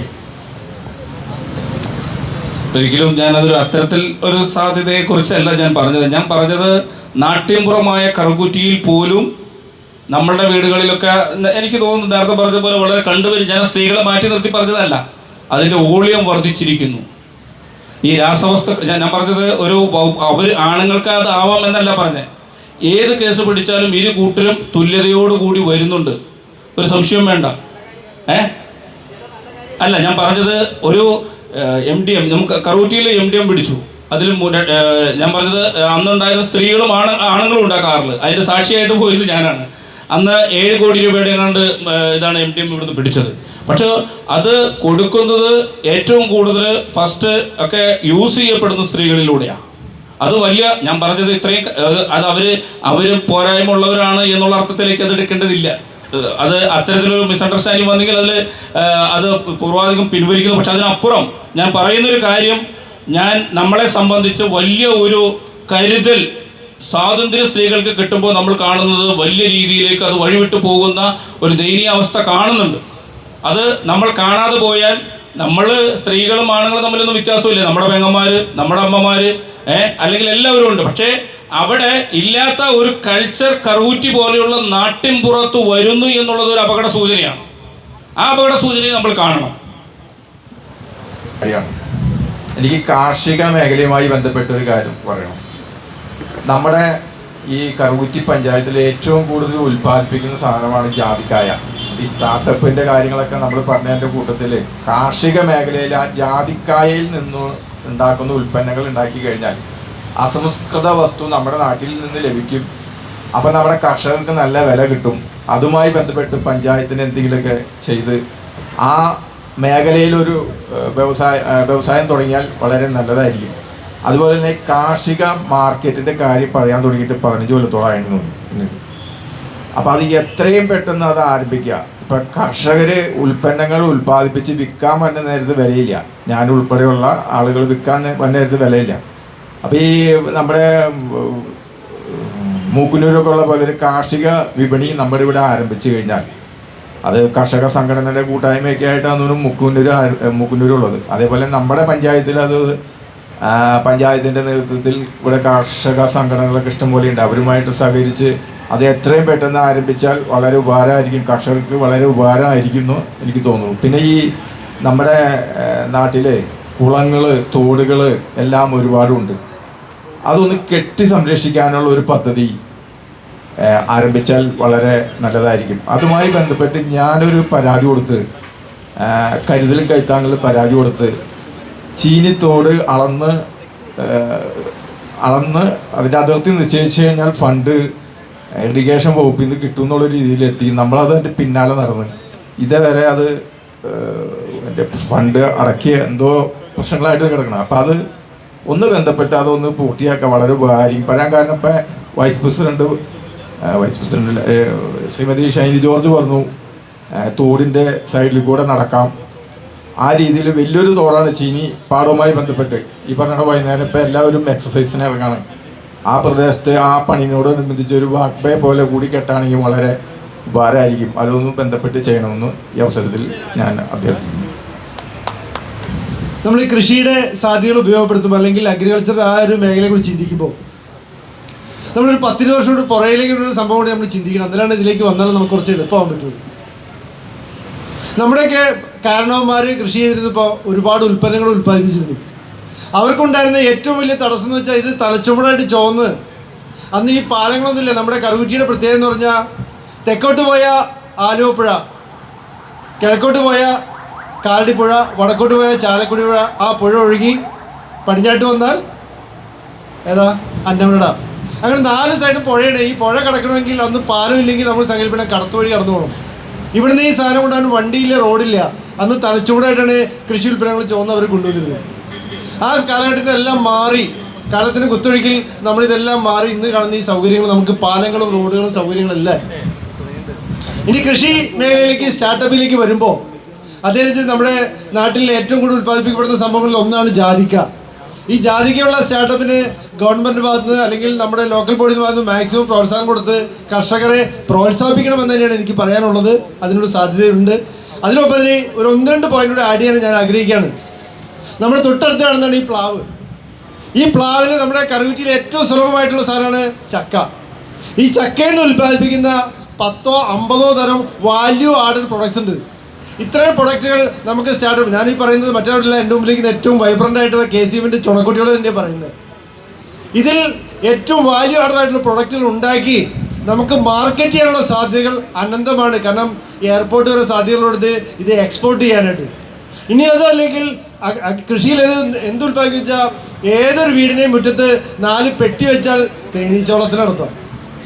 ഈ തേനീച്ചയും നമുക്ക് മാർക്കറ്റ് ചെയ്യാൻ ഒരുപാട് സാധ്യതകളുണ്ട്. നമ്മൾ എന്ത് ചെയ്യുമെന്ന് ചിന്തിച്ചാൽ നമ്മുടെ ആശയങ്ങളെല്ലാം ഉപയോഗപ്പെടുത്തി അതുകൊണ്ട് നമ്മൾ വ്യത്യസ്തമായ പുഷ്പങ്ങൾ, പൂവുകളുണ്ടാക്കി ഈ പൂവുകളൊക്കെ വിദേശ രാജ്യങ്ങളിലേക്ക് നമുക്ക് ചിലവ് കുറഞ്ഞ രീതിയിൽ ഉണ്ടാക്കി വിദേശ രാജ്യങ്ങളിലേക്ക് എത്തിക്കാനുള്ള ഏറ്റവും എളുപ്പത്തിലുള്ള കൺവെൻസ് കിട്ടുന്ന ഒരു ഗ്രാമം കൂടിയാണ് കറുകുറ്റി. കാരണം എയർപോർട്ട് വളരെ തൊട്ടടുത്തായതുകൊണ്ട്. അപ്പോൾ ഇത്തരം സാധ്യതകളൊക്കെ ഉപയോഗപ്പെടുത്തുമ്പോൾ ലോക്കൽ ബോഡിയുടെ ഭാഗത്തു നിന്നും കേരള ഗവൺമെൻറ് ഭാഗത്തു നിന്നും അല്ലെങ്കിൽ കേന്ദ്ര സർക്കാരിൻ്റെ ഭാഗത്തു നിന്നുള്ള മാക്സിമം പദ്ധതികൾ ഉപയോഗപ്പെടുത്തിക്കൊണ്ട് ഗവൺമെൻറ് ആ ഭാഗത്തേക്ക് തയ്യാറായി വരുമ്പോൾ ഈ പദ്ധതികളെ ഉൾപ്പെടുത്തി ഇതെല്ലാം വിജയിക്കാൻ സാധിക്കുമെന്ന് സൂചിപ്പിക്കാൻ ഞാൻ ഈ അവസരം വിനിയോഗിക്കും. ഇത്തരം വരണ ഒരു ഇതാണ് ഇപ്പം റവന്യൂ എനിക്ക് തോന്നുന്നത് 6 to 7 ആണെന്ന് തോന്നുന്നില്ല അതിൻ്റെ ഒരു ഡെയിലി. അപ്പോൾ അതൊരു 10,000 ഫെസിലിറ്റീസ് കിട്ടണ നല്ല ഇതാണ് കറുകുറ്റി പഞ്ചായത്തിന്. പിന്നെ ചേട്ടൻ പറഞ്ഞില്ല കാർഷിക വിപണി, കാർഷിക മാർക്കറ്റ്. ഇപ്പം നമുക്ക് വേണമെങ്കിൽ തേനീച്ചപ്പെട്ടി വയ്ക്കുക, അത് വയ്ക്കാൻ പറ്റും, എല്ലാം സംഭവം ചെയ്യാൻ പറ്റും. പക്ഷെ അതിന് വേണ്ടി ലോക്കൽ ബോഡി ഒന്നും ഒരു സപ്പോർട്ട് ഇല്ല ഇവിടെ. പിന്നെ എന്ന് പറഞ്ഞു കഴിഞ്ഞാൽ ഇപ്പോൾ സംഭവം ശരിയാണ്. ഇപ്പോൾ കറുകുറ്റി പഞ്ചായത്തിൽ എല്ലാ സംഭവവും ഉണ്ടായിരിക്കാം. ഇപ്പോൾ കൊപ്ര സംസ്കരണം എല്ലാം ചെയ്താലും അത് ശരിക്കും പറഞ്ഞാൽ അതൊക്കെ മാക്സിമം 2 വർഷം കൊണ്ടുപോകാൻ പറ്റുള്ളൂ. അതിന് കണ്ടിന്യൂറ്റി കിട്ടില്ല. റവന്യൂ എന്തെങ്കിലും ചെയ്യണമെങ്കിൽ ലോക്കൽ ബോഡിക്ക് പറ്റുള്ളൂ. ഇപ്പോൾ പറയും ഇപ്പോൾ ഭരിക്കുന്നത് കോൺഗ്രസ് ആയിരിക്കും. അപ്പോൾ നിയമസഭ ഭരിക്കുന്നതും കേരളം ഭരിക്കുന്ന വ്യത്യാസങ്ങളുണ്ടാവും. അപ്പോൾ ലോക്കൽ ബോഡി പറയും അവർ ചെയ്യണില്ല ഇവർ ചെയ്യണില്ല എന്ന് പറയും. ഇങ്ങനെ തട്ടിയും കളിച്ച് ആ പരിപാടി സ്റ്റോപ്പ് ആവും. 2-3 വർഷം ഉണ്ടാവുള്ളൂ. പിന്നെ മാഡം ഒരു ഷീറ്റ് ടാക്സി, പിന്നെ അതിൻ്റെ അനുബന്ധമായിട്ട് വേറെ ഒരു പറഞ്ഞില്ല സ്മൃതി, അങ്ങനെയൊക്കെ ഒരു പോയിന്റുകളൊക്കെ ശരിയാണ്. ആ ഷീറ്റ് ടാക്സി എന്ന് പറഞ്ഞ റവന്യൂ ഒരിക്കലും പോപ്പുലാരിറ്റികൾ ചെയ്യാൻ പറ്റില്ല. കാര്യം ഇന്നവരെ അതിനെ സീഡ് ഫണ്ട് വന്നിട്ടില്ല. എന്തെങ്കിലും സീഡ് ഫണ്ട് ഇൻവെസ്റ്റ്മെൻറ്റ് വന്നാൽ മാത്രമേ ഇത് ചെയ്യാൻ പറ്റുള്ളൂ. പിന്നെ ഫോക്സ് മാക്സിലൂടെ ഒരാളുടെ പേര് പറഞ്ഞു. ആ പേര് ഞങ്ങൾ ഇപ്പോൾ തന്നെ ആയിരിക്കും കേൾക്കണേ. അപ്പം അത് മൊത്തത്തിൽ ആരും അറിയണില്ല. വ്യാപാരമായിട്ട് ടീമുകളായാലും അയാളെ വിളിച്ച് എന്തെങ്കിലും സംസാരിച്ചാൽ എന്തെങ്കിലും കാര്യങ്ങൾ ഏർപ്പെടും. പക്ഷെ ഇന്ന് അവരൊരു കോളേജിലൊക്കെ ഇപ്പോൾ ഇവിടെ ഇപ്പോൾ 3 വർഷം കഴിഞ്ഞ് ഇവിടെ എത്ര പേരിക്കും നമുക്ക് ചിന്തിക്കാം. ഒരു KCM സംഘടനയാണ്. അവർ യൂത്തിന് വേണ്ടതെങ്കിലും ചെയ്യണം. ഒരിക്കലും പഞ്ചായത്തിനോടോ സ്റ്റേറ്റ് ഗവൺമെൻറ്റിനോട് ചോദിക്കരുത്. KCM എന്ന് പറയുന്ന യൂത്തിന് സംഘടനയാണ്. ഇപ്പോൾ ഒരു അതിരൂപതയുടെ കീഴിലാണ്. ഇപ്പം നിങ്ങളായിരിക്കണം. ഇപ്പം നിങ്ങൾ ചിന്തിച്ച് നോക്കിയാൽ മനസ്സിലായി എത്ര പള്ളികളിൽ എത്ര KCM ആൾക്കാർ സംഘടിക്കുന്നുണ്ട്. മുൻകാലങ്ങളിൽ ഇഷ്ടംപോലെ ആൾക്കാരുണ്ട്, ഇപ്പം ആരുമില്ല. അപ്പം അതനുസരിച്ച് പള്ളിയിലേക്ക് ഒരു ആൾക്കാർ പോകണില്ല. പിന്നെ ഒരിക്കലും നമ്മുടെ ഇവിടെ ഒരു സീഡ് ഫണ്ടിന് പറ്റിയ എക്കോസിസ്റ്റം അല്ലെങ്കിൽ സ്റ്റാർട്ടപ്പിൻ്റെ എക്കോസിസ്റ്റം ഇവിടെ ഇല്ല. കുറേ ലോൺ സ്കീമുകളൊക്കെ ഉണ്ട്. ലോൺ സ്കീം പോണതിനെന്ന് പറയും മുദ്ര ലോണുകളൊക്കെ ഉണ്ട്. നമ്മൾ പോയിട്ടൊരു പ്രോജക്റ്റ് റിപ്പോർട്ട് ചെയ്യാൻ CA-കാരനെ ഇവിടെ ചെയ്യിപ്പിക്കാൻ പറ്റുള്ളൂ. അല്ലാണ്ട് നമുക്കൊരു A4 ഷീറ്റിൽ ഇന്ന സാധനം എന്ന് ഒരു പഞ്ചായത്തിൽ തന്നെ ഈ സ്റ്റാർട്ടപ്പിനോട് ഒരാളിരിക്കുമ്പോൾ തോന്നേ ആൾ പറഞ്ഞ ഒരു പ്രോജക്റ്റ് റെഡിയാക്കാൻ പറയുള്ളൂ. ആൾ പറയും ഞാൻ നോക്കട്ടെ എല്ലാം ചെയ്യാമെന്ന് പറയും. പക്ഷെ അത് ഒരു പഞ്ചായത്തിൻ്റെ ലോക്കൽ ബോർഡിനൊരു പേടിയെങ്കിലും ആൾക്ക് വേണം. ഉദ്യോഗസ്ഥന്മാർക്ക് ഒരു പേടി ഉണ്ടെങ്കിലാണ് അതിന് പറ്റിയൊരു എന്തെങ്കിലുമൊക്കെ ചെയ്യാൻ അവർക്കും തോന്നുള്ളൂ. നമ്മൾ വലിപ്പിക്കുള്ളൂ എങ്ങനെ പോയാലും. ഇവിടെ ഇരിക്കുന്ന ഒരാൾ പോലും അങ്ങനെ പോയിട്ടുണ്ടാവില്ല. പോയവർക്കറിയുള്ള അതിന് അനുഭവങ്ങളൊക്കെ, പോയവർക്ക് അനുഭവം പറയാനുള്ള ഒരു ഓപ്പർച്യൂണിറ്റി ഇന്നിവിടെ ഇല്ല. എന്തെങ്കിലും പറയുകയാണെങ്കിൽ ഇൻസ്റ്റാഗ്രാമും ഫേസ്ബുക്കും ആയിരിക്കും. അതൊക്കെ മാക്സിമം എത്ര പേര് കാണും കേൾക്കും നമുക്കറിയാം. പിന്നെ ഉള്ള കാര്യം എന്ന് പറഞ്ഞു കഴിഞ്ഞാൽ, പിന്നെ മൂന്ന് വർഷം നിങ്ങളിവിടെ എത്ര പേരുണ്ടാവും? അന്ന് കൈ വെക്കുകയാണെങ്കിൽ സൗകര്യമായിരിക്കും. പിന്നെ ഈ പരിപാടി നമുക്ക് പോയിന്റ് ചെയ്യാൻ ഏറ്റവും എളുപ്പമായിരിക്കും. നിങ്ങളൊക്കെ ഉണ്ടാവും. ഇത്രയും പേര് 30 പേരുണ്ടെങ്കിൽ എത്ര കഴിക്കും ചിന്തിച്ചേക്കത്. ഒരു ജില്ല വേണമെന്നൊക്കെ പറഞ്ഞു. പക്ഷെ അതിനെ പറ്റി എക്കോസിസ്റ്റോടെ ടൂറിസം ഡെവലപ്പ് ആവുകയാണെങ്കിൽ എനിക്ക് തോന്നുന്നു ഒരു 50 വർഷം കഴിഞ്ഞോടെ ടൂറിസം ഡെവലപ്പ് ആവാൻ ചാൻസ് കുറവാണ്. അതിനുവേണ്ടി ഒരു സിപ്പ് ലൈൻ എന്തെങ്കിലും ചെയ്യാൻ പറ്റും. ഇവിടെ ആതിരപ്പള്ളി ഏടായിട്ടുമൊക്കെ ചെയ്തിട്ട് അത് ഇത്രയും വർഷം ചെയ്തില്ല. പിന്നെ സാറ് പറഞ്ഞൊരു ബട്ടർഫ്ലൈയുടെ ഇമ്പാക്റ്റില്ലേ, അത് 20 വർഷം മുമ്പേ പല സ്റ്റേറ്റും കണ്ടക്ട് ചെയ്ത സംഭവങ്ങളാണ്. നമ്മളിപ്പോഴും ആലോചിക്കുന്നത് ഇപ്പോഴാണ്. ആകെ ഒരു നല്ല കാര്യം നമ്മുടെ കേരള ഗവൺമെൻറ് ഇപ്പോൾ അടുത്ത് ചെയ്യുന്ന പറഞ്ഞാൽ വാട്ടർ മെട്രോ ആണ്. അത് മാത്രം ഇതിന് ഭേദമുണ്ട്. പിന്നുള്ളതെന്ന് പറഞ്ഞാൽ മെട്രോ ഇപ്പോൾ അങ്കമാലിക്ക് കിട്ടിയാലും അതും റവന്യൂ ഫ്ലോപ്പായിരിക്കും. നെടുമ്പാശ്ശേരി വരുമ്പോഴാണ് നമുക്കതിന് ഈ ഫോറിൻ കൺട്രീസിലെ ഇൻട്രസ്റ്റ് റേറ്റ് കുറഞ്ഞപ്പോൾ ഇവിടേക്ക് ഇൻവെസ്റ്റ് ചെയ്ത് കൂടുതൽ ഫണ്ട് കിട്ടുന്ന രീതിയിലിരുന്നത്. ഇൻഫോ പാർക്കിലൊക്കെ എന്ന് പറഞ്ഞാൽ ഇത്തരം കമ്പനീസിലൊക്കെ സീഡ് ഫണ്ട് കിട്ടുകയാണ്. അതൊക്കെ പോപ്പുലാരിറ്റി. ജസ്റ്റ് എക്സാമ്പിൾ വേണേൽ പറയാം, ബൈജൂസ് എന്നൊരു ഇത് പിക്കപ്പ് ചെയ്താൽ കാരണം എന്ന് പറഞ്ഞു കഴിഞ്ഞാൽ സീഡ് ഫണ്ടാണ്. ഇപ്പോൾ ആൾ തകർച്ചു, അതൊരു മാർക്കറ്റിംഗ് ടെൻഡൻസി കൊണ്ടാണ് അത് തകർന്നു പോയത്. അതേമാതിരി നമ്മുടെ കേരളത്തിൽ എന്തെങ്കിലും ചെയ്യുകയാണെങ്കിൽ ചിലപ്പോൾ അത് വിജയിക്കും. അതെന്ന് പറഞ്ഞു കഴിഞ്ഞാൽ ഇപ്പോൾ യൂസഫിൽ പറയാറുണ്ട്, ഞാൻ 40 വർഷമാണ് യൂസഫിലായെന്ന് പറഞ്ഞത്. 10 വർഷം കൊണ്ട് 5 വർഷം കൊണ്ട് അവന്മാരൊക്കെ തകർന്നുകൊണ്ടിരിക്കുക. മെയിൻ ഉദാഹരണം, മെയിൻ എക്സാം ബൈജൂസാണ്. അത് നിങ്ങൾ ജസ്റ്റ് ഗൂഗിൾ ചെയ്താലും എല്ലായിടത്തും കിട്ടാമെന്നുള്ളതിന് ഒരു എക്കോസിസ്റ്റം എടുത്ത് നോക്കണം. എക്കോസിസ്റ്റം വരണത് എങ്ങനെയാണെന്ന് വെച്ച് കഴിഞ്ഞാൽ അവിടുത്തെ ലോക്കൽ ബോഡിക്ക് ഫസ്റ്റ് ചെയ്യാൻ പറ്റുള്ളൂ. പിന്നെ എല്ലാവരും പറയും നമുക്ക് നാടിന് വേണ്ടി, പണ്ടൊക്കെ ഒരു കാറ്ററിങ്ങിന് പാർട്ട് ടൈം ജോലി കഴിഞ്ഞാൽ 200 രൂപ 300 രൂപ 500 600 രൂപ. പക്ഷെ ഇന്ന് അതിനകത്ത് വുമൻസ് ഡേ ആണ് ഞാൻ പറയണതല്ല, വുമൻസ് ഡേ ഇത് വുമൻസിന് ഏറ്റവും കൂടുതൽ. പണ്ട് ചിന്തിച്ചിട്ട് ഒരു ലോഡിങ് അൺലോഡിങ് ഒക്കെ എടുക്കുന്ന ആണുങ്ങളായിരുന്നു. ലോഡിങ് വെറുതെ കയറ്റി വിട്ടാൽ മതി നമുക്ക്, ബാക്കിയൊക്കെ സർവിങ് ആവും. അവർക്ക് 600 റുപ്പീസ് കൊടുക്കുന്നുണ്ട്. അപ്പോൾ അതുകൊണ്ടാണ് ഇവിടുത്തെ മെൻസ് ഡേ ഇവിടെ ആഘോഷിക്കുന്നില്ല. അപ്പോൾ മെൻസിന് അതിനനുസരിച്ചില്ല. അതാണ് എല്ലാവരും പുറത്തേക്ക് പോകണത്. നമുക്ക് ലോക്കൽ ബോഡി എന്തെങ്കിലും ചെയ്യണം ഇവിടെ, അല്ലാണ്ട് കാര്യങ്ങളൊന്നുമില്ല. Thank you. ഇതൊരു ഒപ്പീനിയനാണ്. ഇപ്പോൾ നിങ്ങൾക്ക് ചിന്തിക്കുക ഇവനെന്താണ് ഇങ്ങനെ പറയണ, ഒരു ഷോർട്ട്സും ഒരു ടീഷർട്ട് ഇട്ട് ഇവിടെ ചായ പിടിക്കുന്നുണ്ട്, ഡൈലോ പിടിക്കുന്നില്ല. പിന്നെ അത് പറയട്ടെ, ഒരു വുമൻസിനെ യൂട്ടിലൈസ് ചെയ്യുന്നത് മെന്നായിരിക്കും. അപ്പോൾ അവരെ അടച്ചാക്ഷേപിക്കാൻ പാടില്ല എന്ന് പറയാൻ പാടില്ല. അതിന് നമ്മളുടെ കൂടെ ഫ്രണ്ട്സിലും വുമൻസ് ഉണ്ടാവും, എല്ലാവരും ഉണ്ടാവും. അപ്പോൾ അടച്ചാക്ഷേപിക്കലും ഞങ്ങൾക്ക് അതില്ല. പിന്നെ ഒരിക്കലും ഒരു വെളിച്ചുള്ള സ്ഥലത്ത് ഒരു അലമ്പുണ്ടാവില്ല. ഇന്ന് ഈ മൂവ്മെൻറ്റ്സ് ഇവിടെ ഇത്ര ആൾക്കാർ കൂടാൻ കയറി അവിടെ സിഗരറ്റ് എന്നൊരു സംഭവം ഇല്ലാത്തതുകൊണ്ട് ഇവിടെ കുറച്ച് മാറി ഓരോ സ്ഥലം സിഗരറ്റ് ഉണ്ടെങ്കിൽ അവിടെ എന്തെങ്കിലും പ്രശ്നങ്ങളൊക്കെ ഉണ്ടാവും.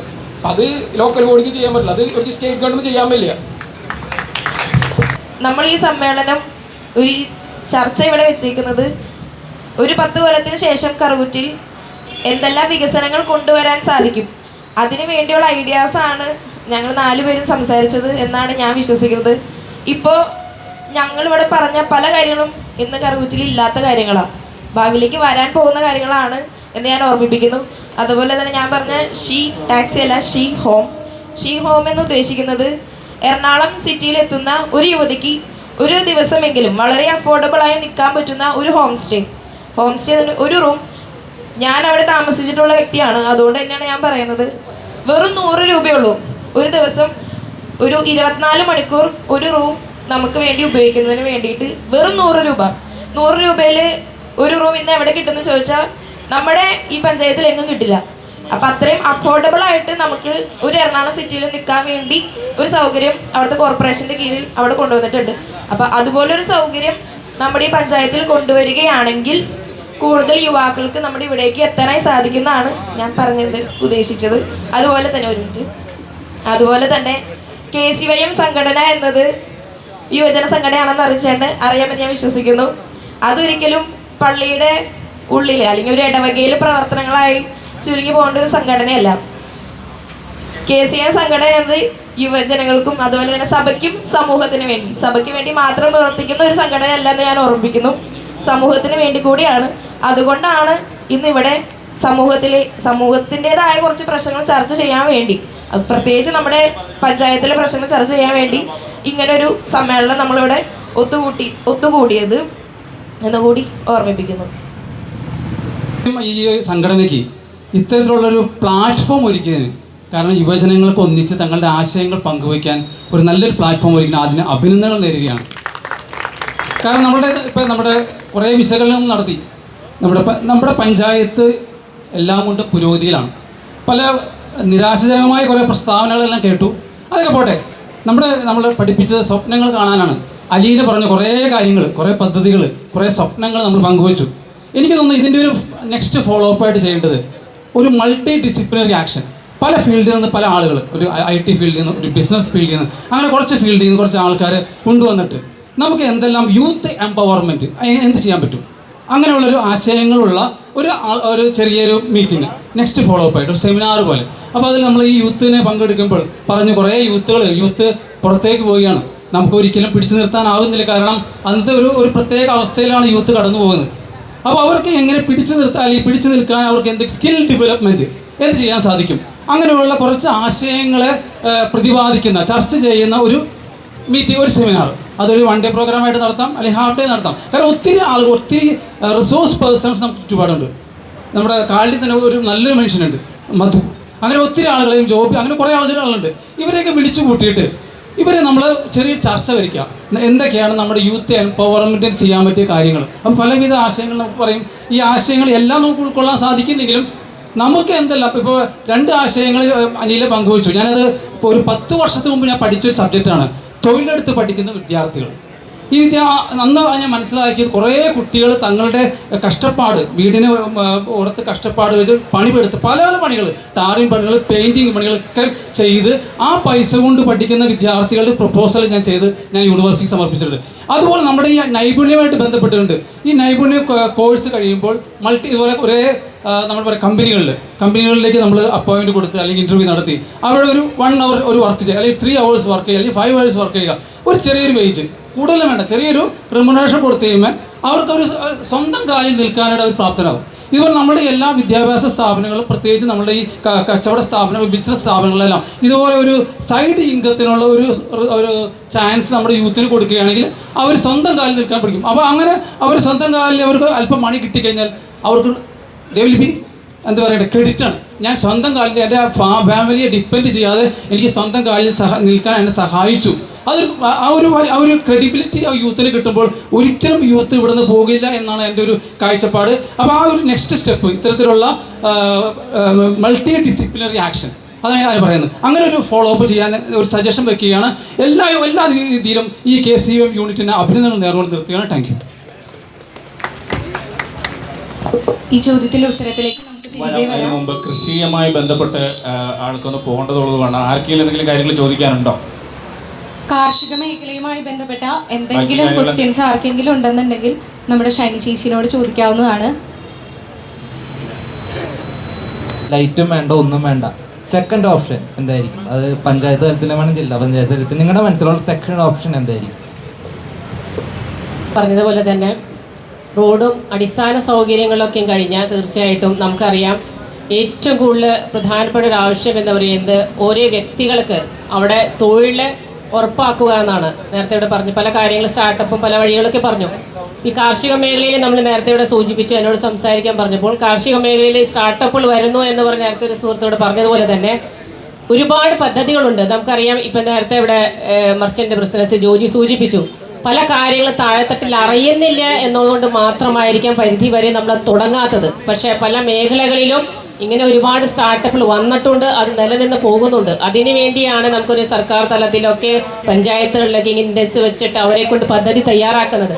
പക്ഷെ നമുക്കറിയാം ഇത് ഇൻവെസ്റ്റ്മെൻറ്റിൽ ഒരു ഭൂരിഭാഗം ഫണ്ട് തന്നെ നമുക്ക് ഗവൺമെൻറ്റിൻ്റെ ത്രിതല പഞ്ചായത്ത് കിട്ടുന്നത്. കഴിഞ്ഞ വർഷം നമുക്കറിയാം ഒരു 50 ലക്ഷം രൂപത്തോളാണ് നമ്മൾ ജില്ലാ പഞ്ചായത്ത് സ്റ്റാർട്ടപ്പുകൾക്ക് മാത്രം വെച്ചത്. അതിൽ ആ കൂടി ഒരു സ്റ്റാർട്ടപ്പ് പങ്കെടുത്തത് വേസ്റ്റ് മാനേജ്മെൻറ്റിന് വേണ്ടിയുടെ ഒരു ഇതിനു വേണ്ടി മാത്രമാണ് പങ്കെടുത്തത്. അപ്പോൾ ആ സ്റ്റാർട്ടപ്പിന് ആ ഫണ്ട് കൊടുക്കുക എന്നല്ലാതെ നമുക്ക് വേറെ ഒന്നും ചെയ്യാൻ സാധിച്ചില്ല. അപ്പം അങ്ങനെയുള്ള പദ്ധതികൾ തീർച്ചയായിട്ടും ഇപ്പം യുവാക്കൾ പോകുന്നു എന്ന് പറയുമ്പോൾ ഏത് ജോലിക്ക് റെസ്പെക്റ്റ് കിട്ടിക്കഴിഞ്ഞാൽ ആ ജോലി നമ്മുടെ നാട്ടിൽ ചെയ്യും, അതിന് യാതൊരു സംശയവുമില്ല.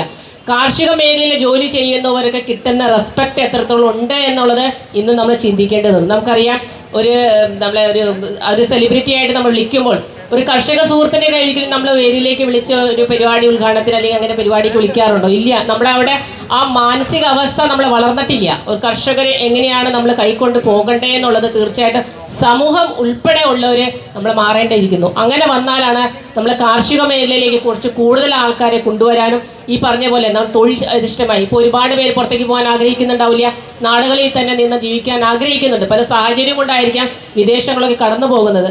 എന്തുകൊണ്ടാണ് പോകണമെന്ന് പറഞ്ഞാൽ നമുക്കറിയാം, ഇവിടെ കിട്ടുന്ന ഓപ്പർച്യൂണിറ്റി അല്ല അവിടെ കിട്ടുന്നത് എന്ന് പറയുന്നത്. തീർച്ചയായിട്ടും ഇവിടെ അവിടെ ചെയ്യുന്ന ജോലി ചിലപ്പോൾ ഇവിടുത്തെ ജോലി തന്നെയായിരിക്കും അവിടെ ചെയ്യുന്നത്, പക്ഷെ അത് കിട്ടുന്ന റെസ്പെക്റ്റ്, ഓരോ ജോലികൾക്കും റെസ്പെക്റ്റ് ഉണ്ട്. ആ റെസ്പെക്റ്റ് തീർച്ചയായിട്ടും കിട്ടിക്കഴിഞ്ഞാൽ ഇന്നത്തെ യുവ സുഹൃത്തുക്കളെ എനിക്ക് തോന്നുന്നു നാട്ടിൽ തന്നെ അവരുടെ ബ്രെയിൻ ഉപയോഗിച്ച് തന്നെ ഒരുപാട് കാര്യങ്ങൾ ചെയ്യാനുള്ള പ്രാപ്തരായിട്ടുള്ള യുവാക്കളാണ് നമ്മുടെ നാട്ടിലുള്ളത്. അപ്പം അങ്ങനത്തെയുള്ള ഡെവലപ്മെൻറ്റ്സ് നമ്മുടെ സമൂഹത്തിൽ കൂടുതൽ കൊണ്ടുവരാനാണ് കൂടുതൽ ഞാൻ ഇതിന് പ്രാധാന്യം കൊടുക്കുക എന്ന് മാത്രം സൂചിപ്പിക്കുന്നു.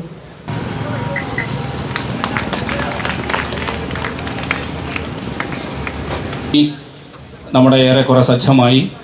കറുകുറ്റിയെ സംബന്ധിച്ച് നേരത്തെ പറഞ്ഞ ഷൈൻ ചേച്ചി പറഞ്ഞു, നമ്മൾ കർഷക ഗ്രാമമാണെങ്കിലും നമ്മുടെ കൃഷിക്ക് ആവശ്യമായ അത് ഉൽപ്പാദിപ്പിക്കപ്പെടുന്ന വസ്തുക്കൾ വളരെ കുറവാണ് കറുകുറ്റി ഗ്രാമപഞ്ചായത്ത്. നമ്മളതൊന്ന് പഠിച്ചിട്ട് തന്നെയാണ് പറയുന്നത്. നമ്മുടെ നേരത്തെ പറഞ്ഞതുപോലെ എടക്കുന്ന് തൊട്ടൊട്ട് മിക്കവരും, മൂന്നാം പറമ്പ് തൊട്ടൊട്ട് മിക്കവരും ആശ്രയിക്കുന്ന ഒരു സ്ഥലം തൊട്ടടുത്ത പഞ്ചായത്തായ മൂക്കുനൂരിനെയാണ്. നമ്മൾ ഈ കാർഷിക മാർക്കറ്റ് തുടങ്ങുമ്പോൾ അതിന് വേണ്ട പ്രധാനപ്പെട്ട നമുക്ക് കൃഷി ഉൽപ്പന്നങ്ങൾ വേണ്ട രീതിയിൽ കറുകുറ്റിയുടെ ഈ പറയുന്ന 4-5 കിലോമീറ്ററിൽ വളരെ കുറവാണ്. നമ്മളതൊന്നൊരു പഠനം നടത്തി. അപ്പോൾ അതിനുശേഷം നമ്മൾ ചെയ്തിരിക്കുന്നത് അങ്കമാലി നിയോജക മണ്ഡലത്തിൽ ഒരു പ്രധാനപ്പെട്ട ഗവൺമെൻറ് അപ്രൂവായ സംഘടനയുമായി കരാർ ഒപ്പിട്ട് അത് ഉടനെ തന്നെ നമ്മൾ അത് തുടങ്ങും.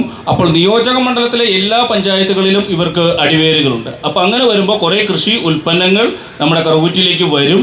അതിൻ്റെ ഭാഗമായി ഉള്ള താമസം മാത്രമാണ്. അത് ഉടനെ തന്നെ നമ്മൾ കാർഷിക മാർക്കറ്റ് ആരംഭിക്കുക. അത് മാത്രമല്ല, നമുക്ക് നമ്മുടെ ഇപ്പോഴുള്ള കൃഷി ഓഫീസ് നമ്മുടെ പഞ്ചായത്തിനോട് ചേർന്നുള്ള ചെറിയ കെട്ടിടമാണ്. 3 കോടി മുടക്കി സ്മാർട്ട് കൃഷിഭവൻ വരികയാണ്. അത് നമ്മുടെ 13-ാം വാർഡിലുള്ള ഈ പറയുന്ന സ്ഥലത്ത് അതിനോടൊപ്പം തന്നെ കൃഷി ഓഫീസും മുഴുവൻ സംവിധാനങ്ങളും അങ്ങോട്ട് മാറ്റുന്ന രീതിയിലാണ് നമ്മൾ അത് അറേഞ്ച് ചെയ്തിട്ടുള്ളത്. അതിൻ്റെ കല്ലിടലൊക്കെ ഈ വർഷം തന്നെ അതിൻ്റെ പ്രവർത്തനങ്ങൾ ഉണ്ടാകും.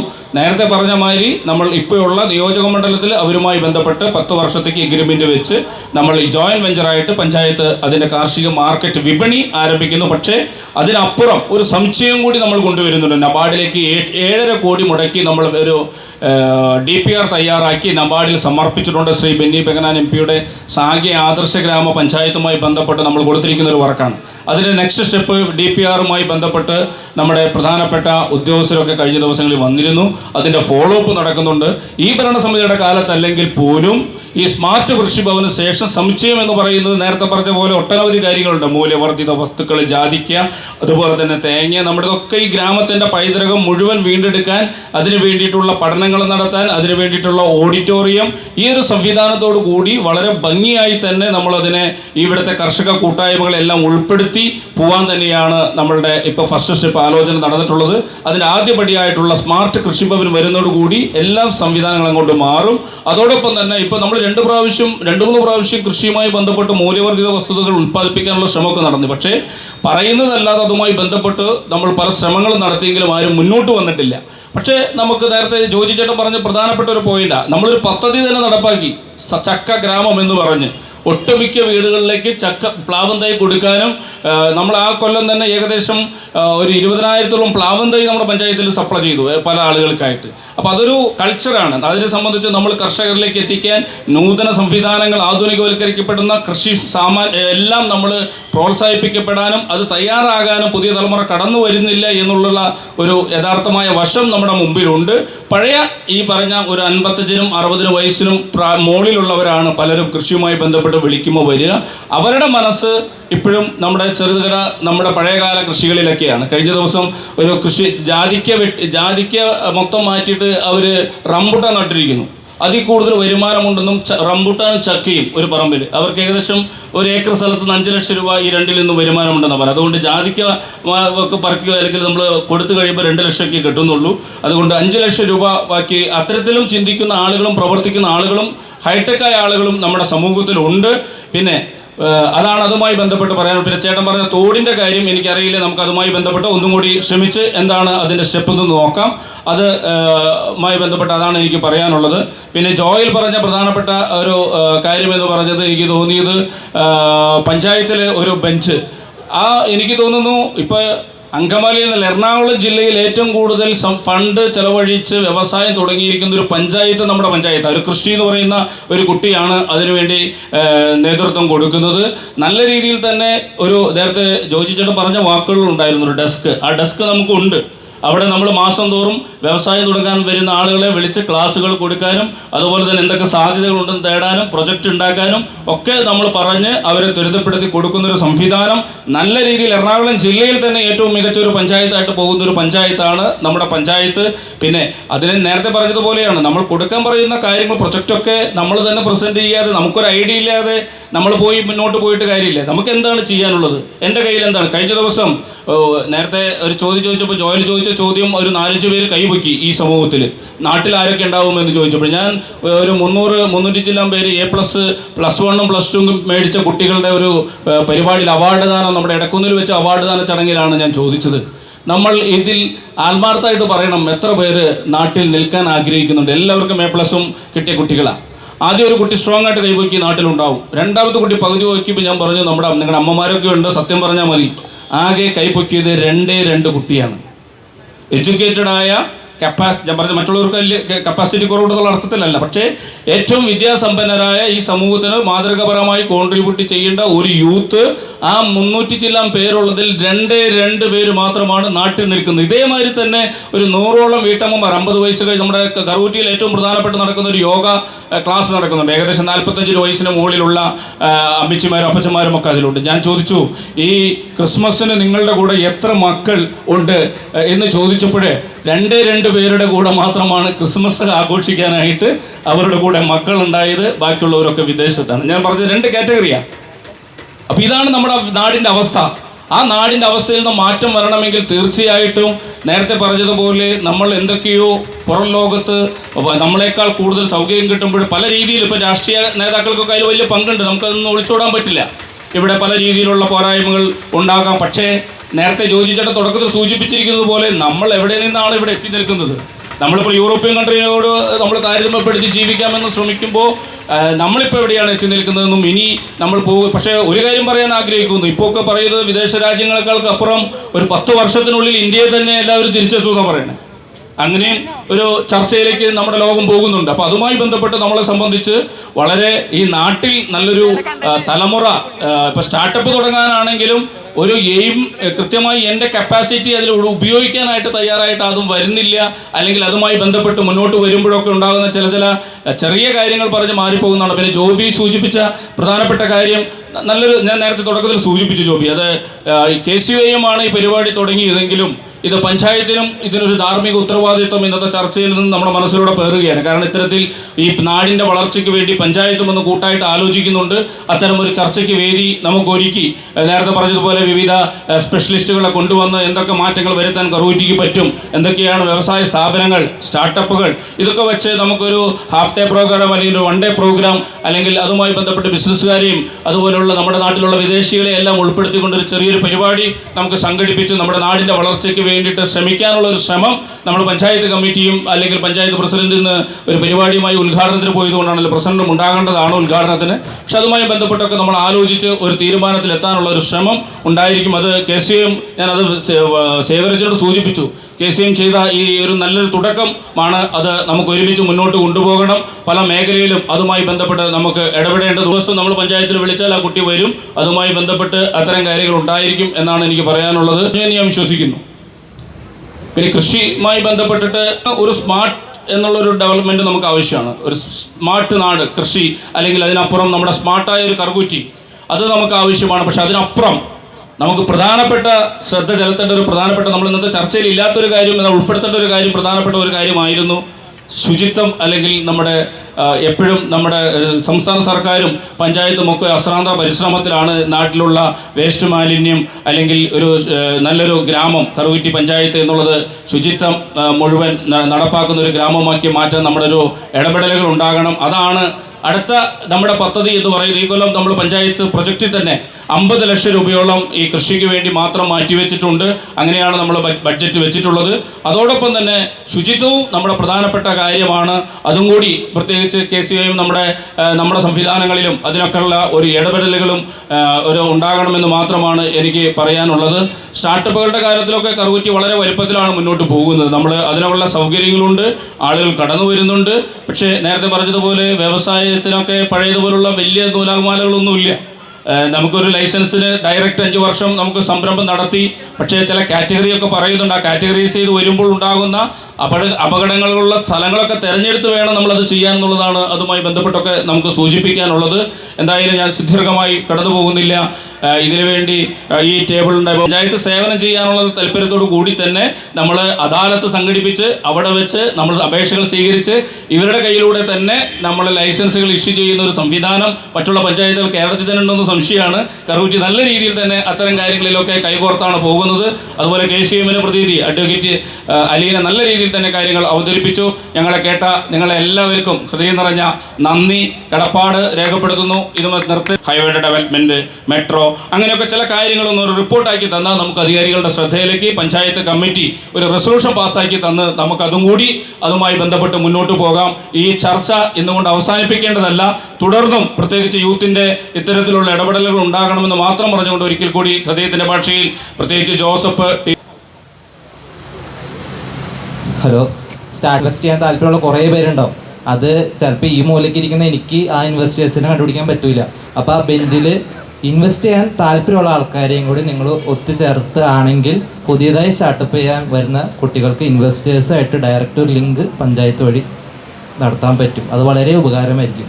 നമ്മൾ ഈ പറയുന്ന ഉത്തരവാദിത്തപ്പെട്ട ആളെ എന്ന രീതിയിൽ തന്നെ അവരെ നമുക്ക് അങ്ങനെയുള്ള കറുകുറ്റിയിലെ സ്റ്റാർട്ടപ്പുകൾ കാണാനൊക്കെ ഒരു ദിവസം ചെയ്ത് നിങ്ങൾ അത് കടന്നു വരുന്നില്ല. പലപ്പോഴും നമ്മൾ ക്ലാസ്സുകളും അല്ലെങ്കിൽ ഇത്തരം കാര്യങ്ങളൊക്കെ വയ്ക്കുമ്പോൾ നമ്മൾ അറിയുന്നില്ല എന്നുള്ളത് ചിലപ്പോൾ ഒരു പക്ഷേ ശരിയായിരിക്കും. ഇച്ചിരി കൂടി നിങ്ങളുടെ സർക്കുലേഷൻ KCIയുടെ സർക്കുലേഷനിലേക്കും അതുപോലെയുള്ള മറ്റുള്ള സംഘടനകളിലേക്കൊക്കെ അറിയിച്ചുകൊണ്ട് തന്നെ നമുക്ക് അത്തരത്തിലുള്ള പരിപാടികൾ സംഘടിപ്പിക്കാൻ തീർച്ചയായിട്ടും അതിനുള്ള അവസരം ഉണ്ടായിരിക്കും. അടുത്ത 2 വർഷത്തിനുള്ളിൽ തന്നെ ഒരു പദ്ധതി വിഭാവനം ചെയ്യാനായിട്ടുള്ള സംരംഭത്തിലേക്ക് നമ്മുടെ KCIM കറുകുറ്റി ഫൊറോന വിഭാവനം ചെയ്തിട്ടുണ്ട് എന്ന് നമ്മുടെ പ്രസിഡന്റ് ഡിനോ അറിയിച്ചിട്ടുണ്ട്. ഏറ്റവും നല്ല ആശംസകൾ നേരുന്നു. ഇനി എന്തെങ്കിലും ചോദ്യങ്ങൾ സദസ്സിന് അവതരിപ്പിക്കാനുണ്ടോ? ചോദിക്കുകയാണ്. മർച്ചൻ്റ് അസോസിയേഷനോടാണ് ചോദ്യം. നമ്മളിവിടെ പറഞ്ഞതെല്ലാം വലിയ വലിയ സ്റ്റാർട്ടപ്പുകൾ, വലിയ വലിയ പദ്ധതികളാണ്. പക്ഷെ നമ്മൾ കാണാതെ പോകുന്നൊരു വിഭാഗമുണ്ട് നമ്മുടെ ഇവിടുത്തെ റീറ്റെയിൽ സ്റ്റോറുകൾ. വളരെ ചെറുകിട ഒരു 400 സ്ക്വയർ ഫീറ്റ് അല്ലെങ്കിൽ 200 സ്ക്വയർ ഫീറ്റിൽ കച്ചവടം ചെയ്യുന്ന ചെറുകിട കടക്കാരുണ്ട്. അപ്പോൾ അവരെയും കൂടി നിങ്ങൾ ഈ 2035 എന്നൊരു ആശയം കൊണ്ടുവരുമ്പോൾ അവരെയും കൂടി ഉൾപ്പെടുത്താനുള്ള എന്തെങ്കിലും പദ്ധതികൾ രൂപം നൽകുക. അതേപോലെ തന്നെ ചിലപ്പോൾ ഈ പറഞ്ഞ പോലെ വലിയ വലിയ സ്റ്റാർട്ടപ്പുകളൊക്കെ ചിലപ്പോൾ യുവാക്കൾക്ക് ചിലപ്പോൾ പെട്ടെന്ന് ദഹിക്കണമെന്നില്ല. ചിലപ്പോൾ ഈ പറഞ്ഞ പോലെ വളരെ ഉന്നതിയിൽ നിന്ന് അല്ലെങ്കിൽ അങ്ങനത്തെ ഒരു ബാക്ക്ഗ്രൗണ്ട് ഉള്ളവർക്കായിരിക്കും ഈ സ്റ്റാർട്ടപ്പ് എന്നുള്ള സാധനമൊക്കെ നമുക്ക് ചിലപ്പോൾ ദഹിക്കാൻ ചാൻസ് ഉള്ളത്. പക്ഷേ ഒരാൾക്ക് പെട്ടെന്ന് തുടങ്ങാൻ പറ്റുന്ന ഒരു ചെറിയ കടയായിരിക്കും, ഒരു പലചരക്ക് കട. അതല്ലെങ്കിൽ അവൻ വീട്ടിലുണ്ടാവുന്ന ഈ പറഞ്ഞ പോലെ എന്തെങ്കിലും ചക്കയും കൊണ്ടോ അല്ലെങ്കിൽ മാങ്ങയും കൊണ്ടാവുന്ന അതിൻ്റെ ഒന്ന് ഡ്രൈ ചെയ്ത് വിൽക്കാനുള്ളൊരു ചെറിയ ചെറിയ സംവിധാനങ്ങൾ. അപ്പോൾ അങ്ങനെയുള്ള പദ്ധതികൾ അല്ലെങ്കിൽ റീറ്റെയിൽ സ്റ്റോറുകൾക്ക് കൂടിയുമുള്ള അല്ലെങ്കിൽ അതിന് പ്രോത്സാഹനം നൽകുന്ന അല്ലെങ്കിൽ യുവാക്കളെ മർച്ചൻ്റ് അസോസിയേഷനിലേക്ക് അങ്ങനത്തെ പ്രോഗ്രാമുകളിലും കൂടി ഒന്ന് ഉൾപ്പെടുത്തുകയാണെങ്കിൽ വലിയ ഉപകാരമാണ്. അതുപോലെ തന്നെ റീറ്റെയിൽ സ്റ്റോറുകാർ അനുഭവപ്പെടുന്ന ഏറ്റവും വലിയ പ്രശ്നമാണ് ക്രെഡിറ്റ് സെയിലുകൾ. കടം കൊടുത്തുള്ള കച്ചവടത്തിൽ നിലനിൽക്കുവാൻ വേണ്ടി എല്ലാ റീറ്റെയിലുകാരും ചെയ്യുന്നതാണ് കടം കൊടുക്കൽ. ഒരു പോയിന്റ് കഴിയുമ്പോൾ കടം കിട്ടാതെ വരും. അതിന് മുതൽ അടുത്ത ഒരു ലോൺ എടുത്തോ അതല്ലെങ്കിൽ ഒരു പലിശയ്ക്ക് കാശ് വാങ്ങിച്ചോ കച്ചവടം ചെയ്യും. കുറച്ച് ദിവസം കഴിയുമ്പോൾ ആ കച്ചവടം പൂട്ടിപ്പോകേണ്ട അവസ്ഥകളുണ്ട്. അതും മർച്ചൻ്റ് അസോസിയേഷൻ ഒന്ന് നിങ്ങളുടെ അടുത്ത എന്തെങ്കിലും കാര്യപരിപാടികൾ അവതരിപ്പിച്ച് അതിനുള്ള എന്തെങ്കിലും സംവിധാനങ്ങൾ, സിവിൽ കേസുകൾ, പോലീസ് ക്രിമിനൽ കേസുകൾ പോലുള്ള ഒത്തിരി സംവിധാനങ്ങൾ, പക്ഷെ അതൊന്നും ഒരു കച്ചവടക്കാരെ സംബന്ധിച്ച് അത്ര എളുപ്പമുള്ളൊരു കാര്യമല്ല. അപ്പോൾ അതും കൂടി ഒന്ന് ഉൾപ്പെടുത്തണമെന്ന് അഭ്യർത്ഥിക്കുന്നു. എന്തായാലും ജോസഫ് ചോദിച്ചത് തീർത്തും ഞാനുമായിട്ട് ബന്ധപ്പെട്ട അല്ലെങ്കിൽ ഞങ്ങളുടെ ഞാൻ ഉൾക്കൊള്ളുന്നൊരു വിഭാഗത്തിൻ്റെമായിട്ട് ബന്ധപ്പെട്ടൊരു ചോദ്യം ചോദിച്ചത്. പുതിയതായിട്ട് വ്യാപാരത്തിലേക്ക് കടന്നു വരുന്ന എന്നെ ശ്രമിക്കുന്ന നിങ്ങൾ ഓരോ ചെറുപ്പക്കാരോട് എനിക്ക് പറയാനുള്ളത്, റീറ്റെയിൽ വ്യാപാരത്തിലെ അദ്ദേഹം ജോസഫ് സൂചിപ്പിച്ചൊരു കാര്യം, അത് യാഥാർത്ഥ്യം എന്ന് പറയട്ടെ. ഇന്ന് ഒരു 60-70% റീറ്റെയിൽ വ്യാപാരികളും വലിയ പ്രതിസന്ധി തന്നെയാണ്, ഒരു തർക്കമില്ലാത്ത കാര്യമാണ്. കാരണങ്ങൾ നിരവധിയാണ്. ഓൺലൈൻ വരവ്, സൂപ്പർ മാർക്കറ്റുകൾ വരവ്, അങ്ങനെ പല റീസൺസും ഈ കാര്യത്തിലുണ്ട്, ക്രെഡിറ്റ് പോകുന്ന ഈ കാര്യങ്ങളെല്ലാം ഉണ്ട്. എന്നിരുന്നാലും ഈ സാഹചര്യങ്ങൾ, ഈ പ്രതിസന്ധികളെല്ലാം തരണം ചെയ്തുകൊണ്ട് മികച്ച രീതിയിൽ വ്യാപാരം നടത്തി പണം ഉണ്ടാക്കുന്ന അല്ലെങ്കിൽ ഇത് വരുമാന മാർഗം ഉണ്ടാക്കുക മാത്രമല്ല നിരവധി പേർക്ക് തൊഴിൽ കൊടുക്കാൻ സഹായിക്കുന്ന ഒരു വ്യാപാരമായിട്ട് പലരും വ്യാപാര മേഖല മുന്നോട്ട് പോകുന്നുണ്ട്. അപ്പോൾ ഞാൻ കഴിഞ്ഞ 31 വർഷമായിട്ട് കറുകുറ്റിയിൽ വ്യാപാരം ചെയ്യുന്ന ഒരു വ്യക്തിയല്ല എന്ന നിലയ്ക്ക് എനിക്ക് നിങ്ങളോട് പറയാനുള്ളത്, വ്യാപാരത്തിൽ വരുന്ന ആ മേഖലയിൽ വരുന്ന മാറ്റങ്ങൾ ഉൾക്കൊണ്ടുകൊണ്ട് നമ്മൾ മുന്നോട്ട് പോയാൽ ഇപ്പോഴും ഈ മേഖലയിൽ പിടിച്ചു നിൽക്കാമെന്ന് ഞാൻ പറയുന്നത്. ഞാൻ ആദ്യമേ ഒരു കാര്യം, ഞാനൊക്കെ ഇപ്പോഴും പഴയ അംബാസഡർ യുഗത്തിലാണെങ്കിൽ നിങ്ങൾ ന്യൂ ജനറേഷൻ കാർ ആ സ്പീഡിൽ ഓടിക്കൊണ്ടിരിക്കുന്നവരാണ്. ഞാൻ പറഞ്ഞു വരുന്നത്, ടെക്നോളജി ഉപയോഗപ്പെടുത്തിക്കൊണ്ട് കച്ചവടം കൂടുതൽ സർവീസ് സെക്ഷനിലേക്ക് അല്ലെങ്കിൽ കൂടുതൽ സർവീസ് അഡീഷണൽ സർവീസ് കൊടുക്കാവുന്ന രീതിയിലേക്ക് മാറ്റിക്കഴിഞ്ഞാൽ ട്രേഡേഴ്സിന് ഇപ്പോൾ പിടിച്ചു. പുതുതലമുറ കൺവെൻഷൻ രീതിയിലുള്ള ബിസിനസ്സിലേക്ക് വരുന്നതിന് പകരം ആ ബിസിനസ്സിൽ തന്നെ ടെക്നോളജി ആഡ് ചെയ്തുകൊണ്ട് നിങ്ങളുടെ ബുദ്ധിയോട് ഉപയോഗിച്ചുകൊണ്ട് ആ കച്ചവടത്തിൻ്റെ രീതിയും ശൈലിയും മാറ്റിയാൽ കച്ചവടത്തിൽ നമുക്ക് പിടിച്ചു നിൽക്കാൻ പറ്റും തന്നെയാണ് എനിക്ക് പറയാനുള്ളത്. ഒരൊറ്റ നിർദ്ദേശം കൂടി ഈ കാര്യത്തിൽ പറഞ്ഞുകൊണ്ട് എൻ്റെ വാക്കുകൾ അവസാനിപ്പിക്കുകയാണ്. നേരത്തെ നമ്മൾ പറഞ്ഞ കാര്യങ്ങൾ തന്നെയാണ് ഞാനൊരു ഡയറക്ഷൻ മാറ്റി പറയുന്നത്. കാരണം സ്റ്റാർട്ടപ്പുകൾക്ക് ഗവൺമെൻറ് ഏജൻസികൾ അല്ലെങ്കിൽ സ്റ്റാർട്ടപ്പ് മിഷനൊക്കെ എന്തൊക്കെ പ്രോത്സാഹനം കൊടുക്കണമെന്ന് ചോദിച്ചാൽ ഇപ്പോൾ എല്ലാവരും കൈനടത്താണ്. അതുകൊണ്ട് നമ്മുടെ ലോക്കൽ ബോഡിയിലെങ്കിലും നമുക്ക് ഇവിടുത്തെ യുവാക്കളെ അല്ലെങ്കിൽ എഡ്യൂക്കേഷൻ കഴിഞ്ഞിട്ട് പുറത്തേക്ക് വരാൻ പാകമായി നിൽക്കുന്ന ആ യുവാക്കളെ, കാരണം എല്ലാം നമ്മുടെ വിദേശിക്ക് പറക്കുന്ന ഒരു ടെൻഡൻസി നമുക്ക് അറിഞ്ഞു പറയാതെ എന്തെങ്കിലും സംഭവം അങ്ങനെ നാട്ടിൽ നടന്നുകൊണ്ടിരിക്കുകയാണ്. അവരൊന്ന് ബോധവൽക്കരിക്കാൻ വേണ്ടി, കാരണം അവരോട് പറക്കണ്ട എന്നല്ല പറയുന്നത്, നാട്ടിൽ നിങ്ങൾക്ക് ഇത്തരം കാര്യങ്ങൾ സൗകര്യങ്ങളുണ്ടെന്ന് അവരെ അറിയിക്കുക. ആ ഇൻഫോർമേഷൻ പാസ് ചെയ്യാവുന്ന ഒരു മീറ്റിംഗ്, അത് വെറുതെ ഒരു ഇൻഫർമേഷൻ പാസ് ചെയ്യുന്നതിനുപരി ഈ സ്റ്റാർട്ടപ്പിൽ നമ്മൾ ചോദിച്ചപ്പോൾ നേരത്തെ ചോദിച്ചു, ഒരു സുഹൃത്തോട് പറഞ്ഞു കറുകുറ്റിയിൽ അങ്ങനെ ഫോബ് മാഗസിനിൽ ലിസ്റ്റിംഗ് വന്ന ഒരു സ്റ്റാർട്ടപ്പ് തുടങ്ങിയ ഒരു വ്യക്തിയുണ്ടെന്ന് ഞങ്ങൾ ഇപ്പോഴാണ് ആദ്യമായിട്ട് അറിയുന്നതെന്ന് പറഞ്ഞു. ഞാൻ പറഞ്ഞു അങ്ങനെ നമ്മുടെ നാട്ടിൽ സ്റ്റാർട്ടപ്പുകൾ തുടങ്ങി വിജയിച്ച 2-3 പേരെ ഒന്ന് പരിചയപ്പെടുത്തി അവരെ എക്സ്പീരിയൻസ് ഷെയർ ചെയ്യുക. ഈ പ്രതിസന്ധികളൊക്കെ മറികടന്ന് അവരെങ്ങനെ സ്റ്റാർട്ടപ്പ് നടത്തി വിജയിപ്പിച്ചു. അതുപോലെ ഗവൺമെൻറ് വിവിധ സ്റ്റാർട്ടപ്പ് മിഷനുണ്ട്, മറ്റേ ഏജൻസികളുണ്ട്. ആ ഏജൻസികൾ അവരെ പ്രതികളെ പങ്കെടുപ്പിച്ചുകൊണ്ട് എന്തൊക്കെ ഗവൺമെൻറ് ഭാഗത്ത് നമുക്ക് സ്കീമുകളും കാര്യങ്ങളും ലഭിക്കുന്നുണ്ട്. ഇത്രയും കാര്യങ്ങൾ ഉൾപ്പെടുത്തിക്കൊണ്ട് ഒരു ദിവസത്തെ ഒരു ശില്പശാല നമ്മുടെ കറുകുറ്റി പഞ്ചായത്തിലെ ആളുകൾക്ക് വേണ്ടി സംഘടിപ്പിച്ചാൽ നമ്മൾ ഈ പറയുന്ന ലക്ഷ്യത്തിലേക്ക് കുറച്ചുകൂടെ വേഗത്തിൽ നടന്നെടുക്കാൻ സാധിക്കുമെന്നാണ് ഞാൻ വിശ്വസിക്കുക. അതിനുള്ള ഭാഗത്ത് തീർച്ചയായിട്ടും നിങ്ങൾ എന്നെ സമീപിക്കാൻ, എൻ്റെ ഭാഗത്ത് നിന്ന് ഈ കാര്യത്തിൽ എന്ത് സപ്പോർട്ട് ചെയ്യാൻ പറ്റും എല്ലാ സപ്പോർട്ടുകളും റിസോഴ്സ് പേഴ്സണും മറ്റു കാര്യങ്ങളെല്ലാം അറേഞ്ച് ചെയ്യാനുള്ള സപ്പോർട്ടെല്ലാം ചെയ്തു തരാമെന്ന് ഈ അവസരത്തിൽ പറഞ്ഞുകൊണ്ട് എൻ്റെ വാക്ക് നിർത്തുന്നു. Thank U. അവസാനിക്കുകയാണ്. കറുകുറ്റി 2035 വരാൻ പോകുന്ന നിരവധി വികസന പ്രവർത്തനങ്ങളെക്കുറിച്ച് നമ്മളിവിടെ ചർച്ച ചെയ്തു. ഫ്ലൈ ഓവറും അതുപോലെ തന്നെ മെട്രോയും മെഡിക്കൽ ടൂറിസവും ഉൾപ്പെടുന്ന നിരവധി പദ്ധതികളാണ് നമ്മുടെ ബഹുമാനപ്പെട്ട പാനൽ മെമ്പേഴ്സ് നമുക്കിവിടെ മുന്നിൽ നിർത്തിയിരിക്കുന്നത്. ഇതെല്ലാം സാധാരണക്കാരിൽ നിന്നും കൂടി തുടങ്ങട്ടെ എന്ന് ആശംസിക്കുകയും പ്രാർത്ഥിക്കുകയും ചെയ്യുന്നു. നമ്മുടെ ചർച്ചാവേദി ഇവിടെ അവസാനിക്കുകയാണ്. എല്ലാവർക്കും ഉപകാരപ്രദമായിരുന്നു എന്ന് ഞങ്ങൾ വിശ്വസിക്കുന്നു. പ്രത്യേകിച്ച് നിങ്ങളുടെ ചോദ്യങ്ങൾ അവരെ അറിയിക്കാനും നിങ്ങളുടെ സജഷൻസ് നിർദ്ദേശങ്ങളൊക്കെ അവരുമായിട്ട് പങ്കുവയ്ക്കാനും ഒരു നല്ല വേദിയായിട്ട് നമ്മുടെ ഈ KCYM-ൻ്റെ ഈ ഒരു പ്രോഗ്രാം തീർന്നു എന്ന് ഞാൻ വിശ്വസിക്കുന്നു.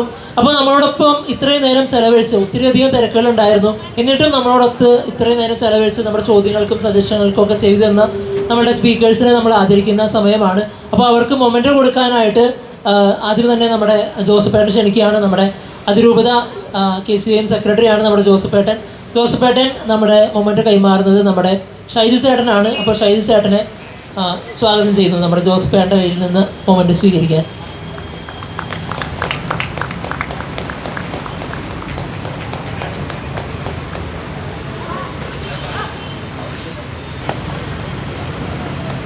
അടുത്തതായിട്ട് നമ്മുടെ